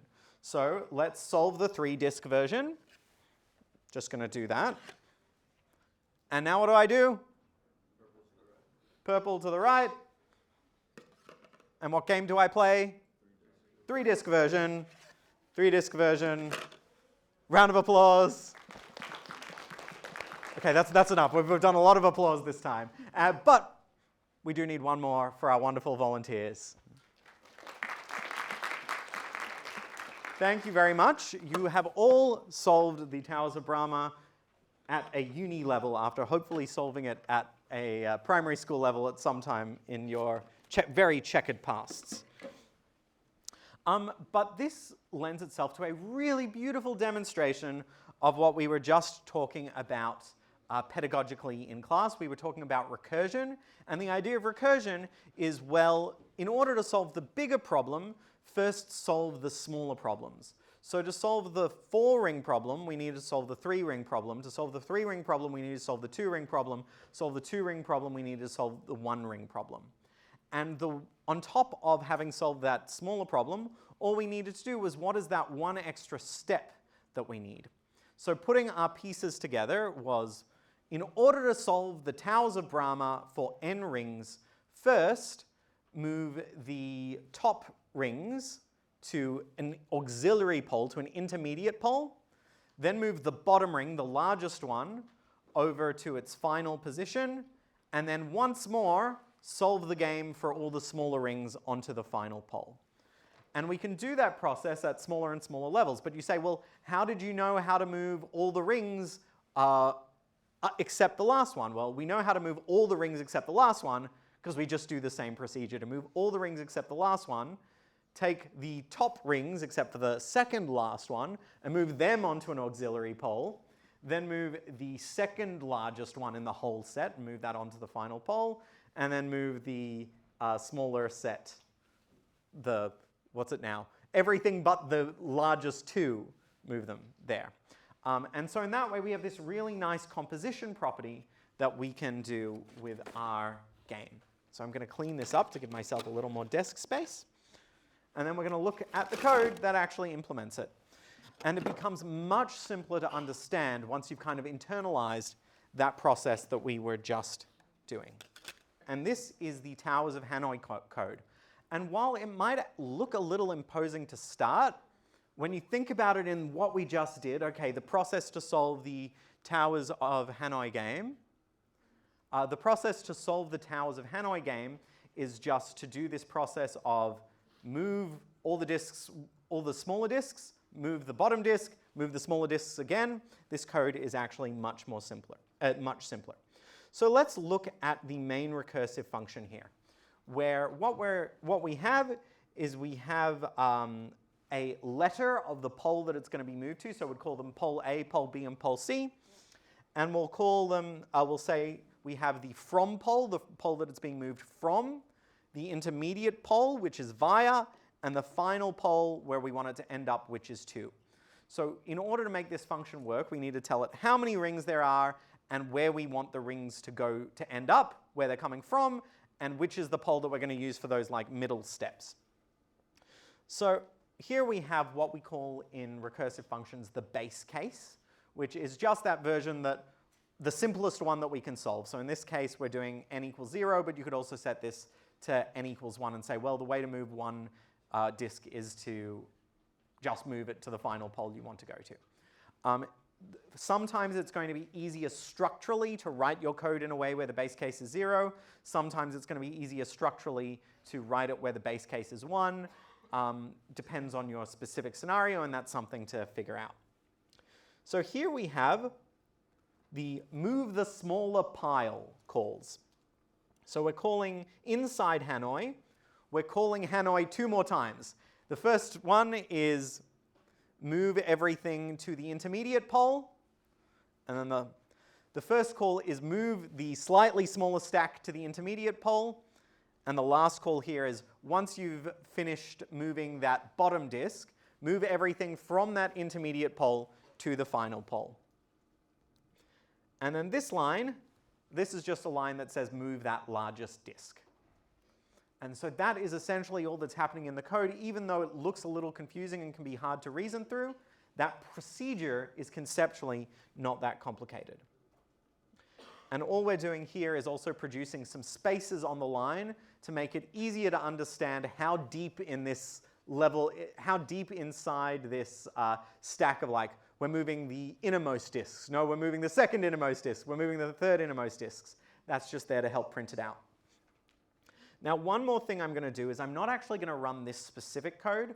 My head teaching fellow from a few years back wrote a version that prints out a little more output, so makes it easier to visualize, even though the actual core code running is still the same. So I'm going to run a version of the program called vhanoi.c.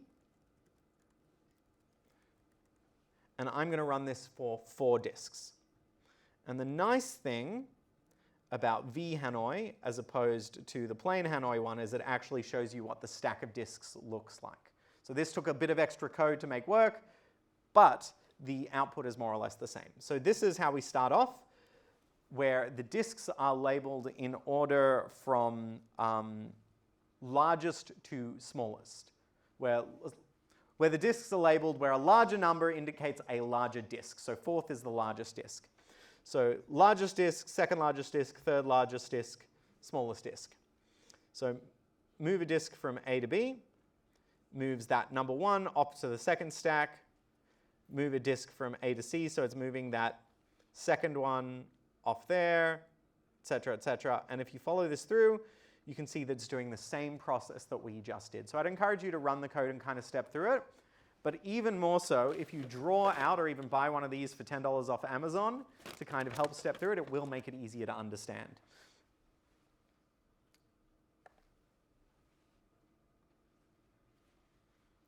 So that's all good, but really the point of this exercise was to figure out how long it'll take the monks to end the world. Now remember what we said in the video was that the monks have 64 crystal disks, and if they manage to complete the game on those 64 heavy disks, then the world will end. And this is, in theory, an ancient legend. The reality of it is it appears to be likely invented by a mathematician for fun, but let's stick with it for the time being.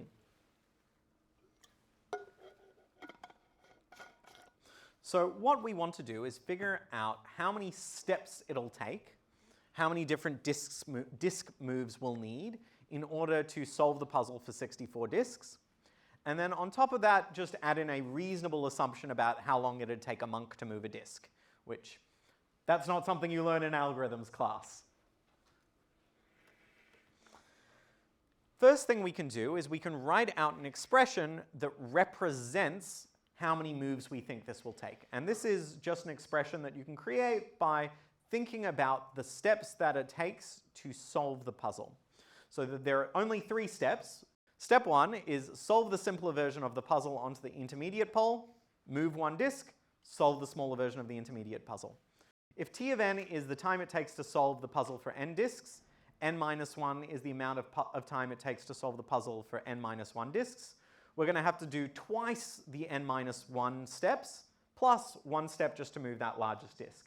So this is the expression for the number of steps it'll take at the nth level.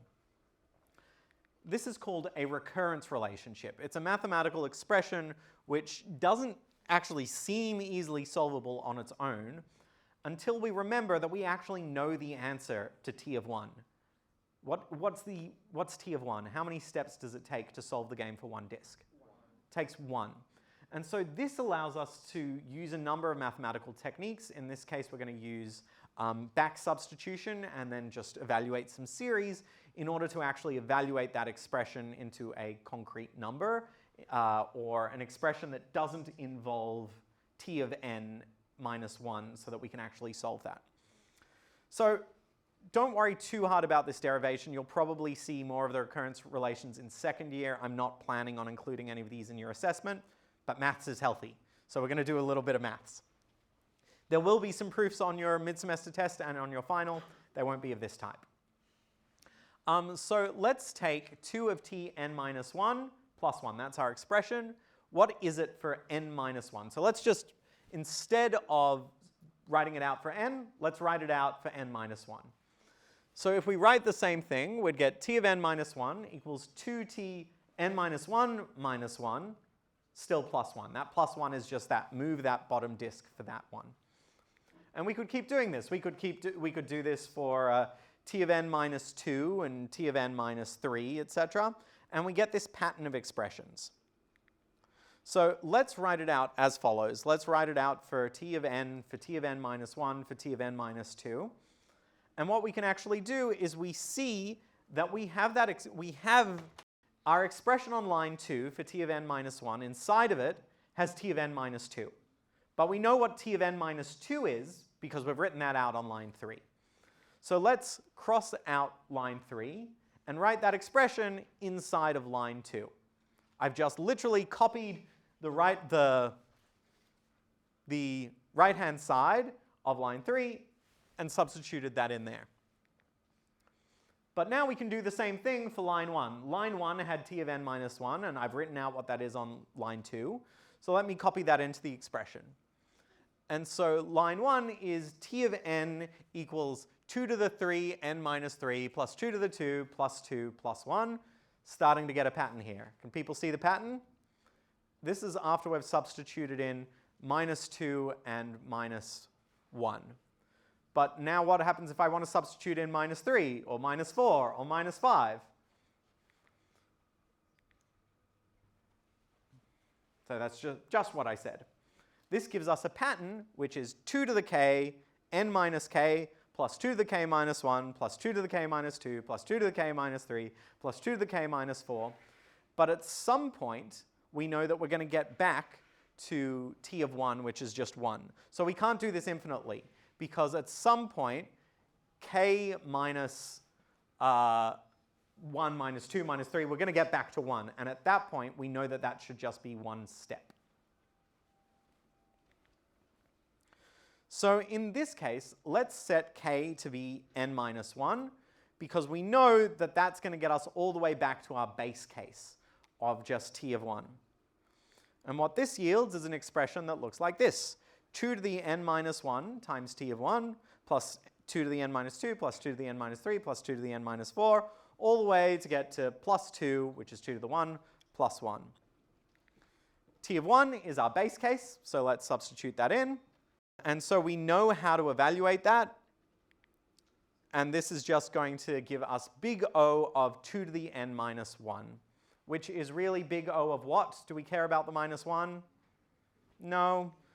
That's just going to give us big O of 2 to the n. So we know that if n is 64, the bound on the running time, or the bound on the number of steps that this is going to take, is 2 to the 64. So let's actually scale this up and see what it would look like for different values of n. So for n equals 2, we're going to get 3 steps, including the minus 1. For 4, this is going to be 15 steps. For 16, 65, 355 steps, where a step is a move of a disk. And with 2 to the 64 minus 1, that's going to give, 2 to the 32, it's going to give us 2,164,300,000. I've lost track of that number at this point. And if we say that they're moving 64 disks at 1 disk a second, so I think we're pretty safe, at least in this class. We don't have to worry about what is happening at the towers of Brahma. But let's figure this out for my computer. My computer is a lot faster than a monk moving a giant crystal ring. It can do 2 to the 10 operations per second, as we said. It can do, so 2 to the 64 divided by 2 to the 10 is going to yield 2 to the 54 seconds. Anyone have a vague idea of what that is?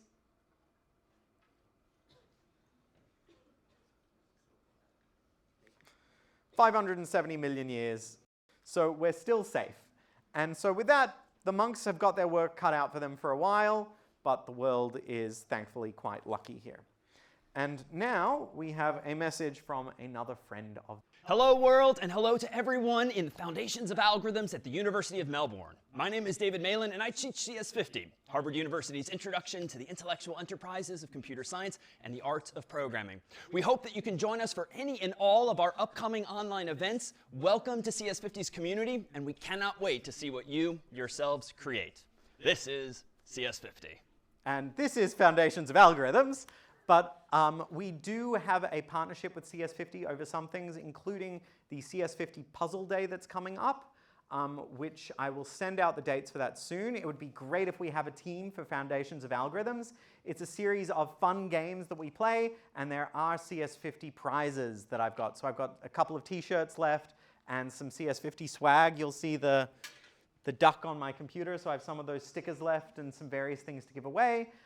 It will happen on your own time, so probably, I'll imagine we'll do it on a Friday afternoon after class, and then if you want to keep playing, there'll be a Monday, but it would be great to have some of us just having fun and solving problems, because even though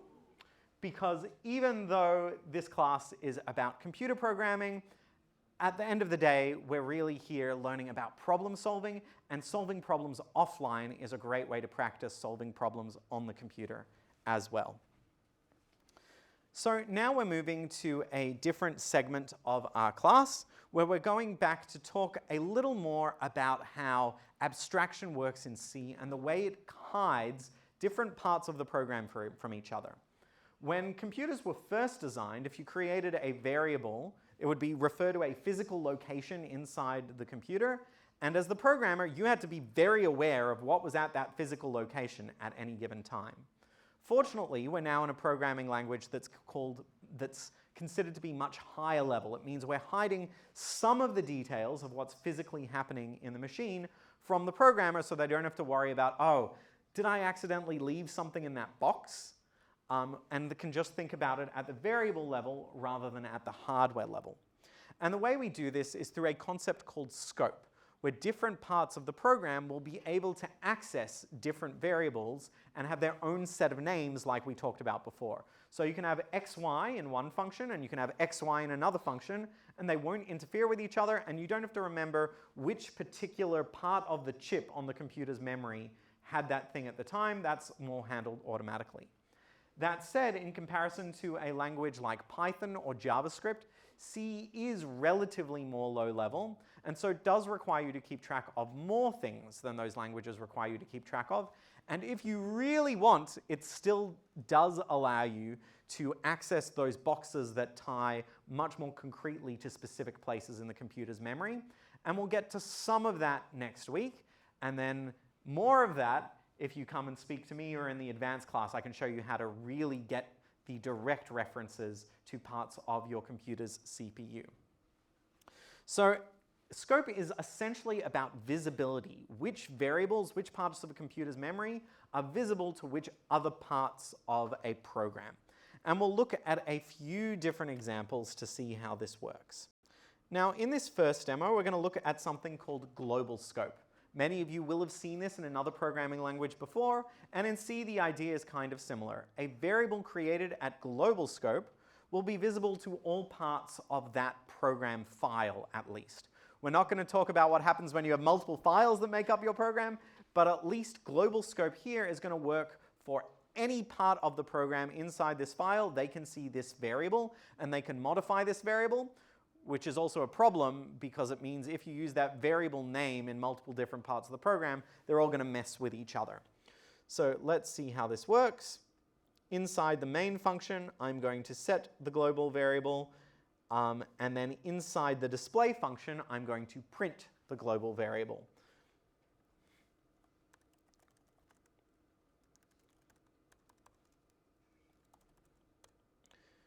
So before the change, global was 5. So this line of code is actually run before the main function. And then after the change within main, when I call display again, it's changed. Now, one thing that's kind of interesting to note is that I said that that line of code ran before the main function.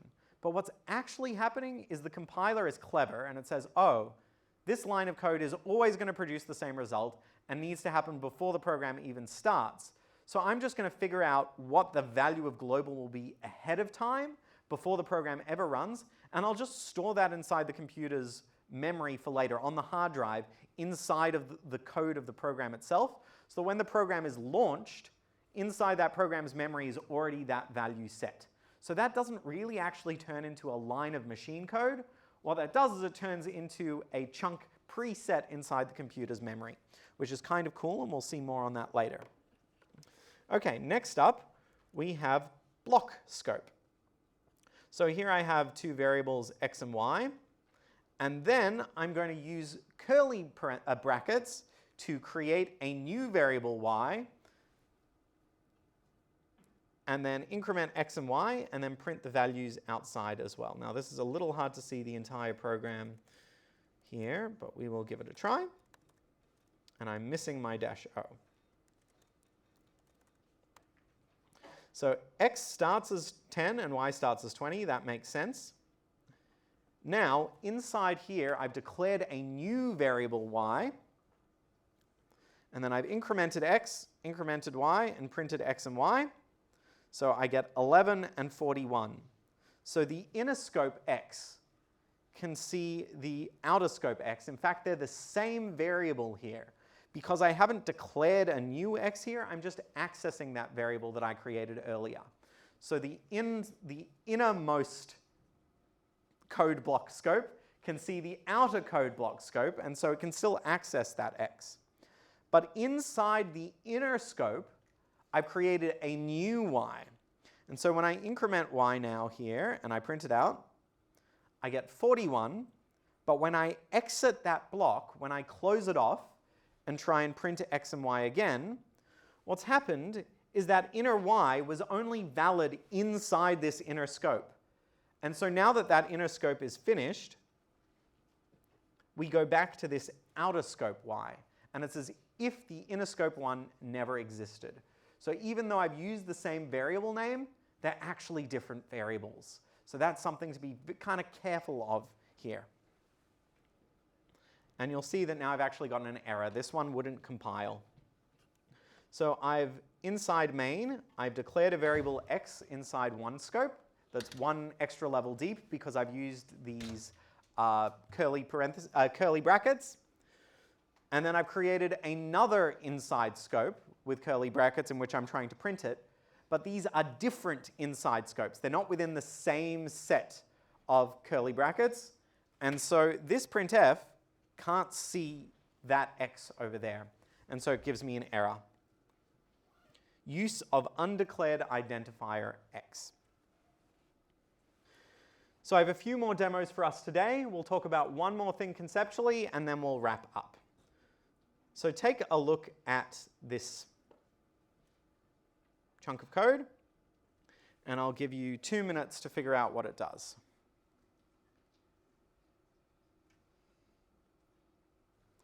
So this first line should be pretty straightforward. Print whatever x and z are. So it should print 3 and 5. Next, we're running the function with x, which is 3. So we're going to run this with x equal to 3. Then we print the result of that, and we're going to run the function again with z being passed in, which is 5. Then we're going to print x and z again. Now let's see what happens. To Clang.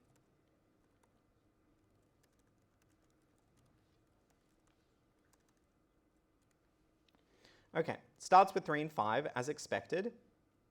Then inside func, we've just passed in the number 3 for x. So z is 7, x is x plus 1, so 3 plus 1 is 4. Z equals x plus z plus 1, so that's 3 plus 7 plus 1. What was it? 3 plus 7 plus 1 plus 1, because we had x plus 1 over there. And that gives us 4 and 12. Okay, all fine at this point.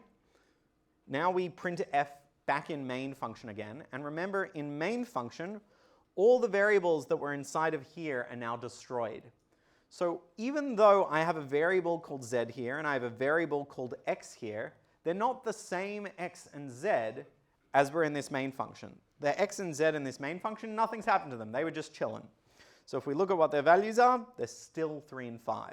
And if we look at the end, they're still 3 and 5. But let's figure out what happens when we call func on z. So z is 5, and that's the input to the function. But z is the name of the variable inside the main function. And what you can imagine is happening when we run func with z, what the compiler first does, what the computer first does, is it takes that value 5 and it creates a photocopy of it and it puts it inside the other function and it says, hey, other function, what do you want this to be called? It doesn't matter what it was called in main, what do you want it to be called? And the other function said, whatever you just gave me on photocopier, I want it to be called x. So we've taken what used to be called z, it was 5 in main, we've made a photocopy of it, and now the inside function has photocopied it and says, actually, I want this number 5, but I want it to be called x here. So now, inside func, x is equal to 5, and x plus 1 is going to be equal to 6. This z is a new z. It's a different variable. It's inside a different function, so it's 7. So we get 6 plus 1, which is 7, and then 7 plus 7 is 14. And we get 14 output here. And then back in main, we still have the same value of our variables as they were before. Okay, let's take a look at another scope demo. Notice that I've now created a global variable z here. So now the z is actually shared between the two functions. So let's run this one quickly. I almost made this mistake of not looking at my own code carefully enough. So now we can see that we start with 3 and 2, but then when we run func, z is actually permanently being impacted, even though x is not a global variable, so x stays the same inside of main. Z is a global variable, and so when it gets changed inside func, that's permanent, and that gets seen by the main function as well. And you can validate that these all check out.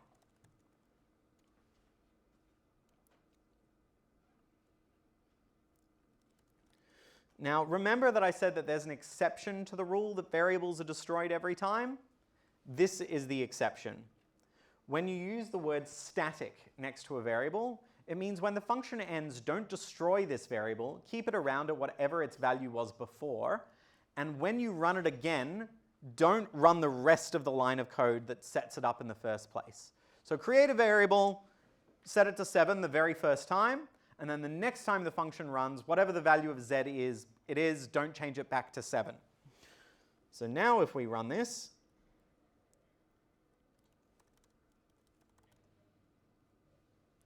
we can see that z is initially 5. We go inside the function. Z gets set to 12 after this computation. We go back to the main function. This is a different z. This is the z of the main function. So z is still 5. But next time we call func, that value of z inside func, that 12, is still preserved. So when we do the computations inside func, z becomes even larger because we're adding to it. So this z is separate from that z over here, but it still sticks around. So we essentially have 2 permanent z's in our program. Now one final scope example.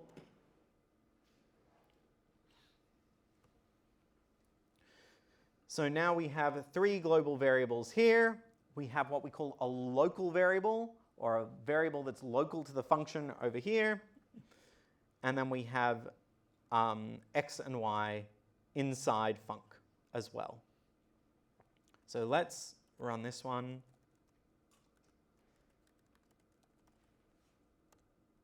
Let's call func x.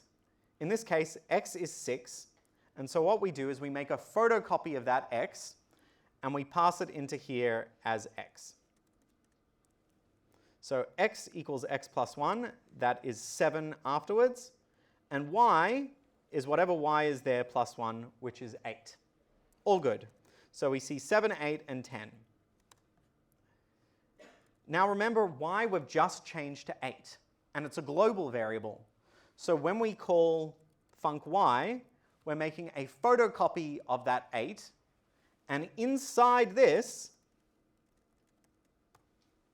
x is 8. So x plus 1 is going to be 9, and y is that global variable, which was also 8 over there. So now y is now 9.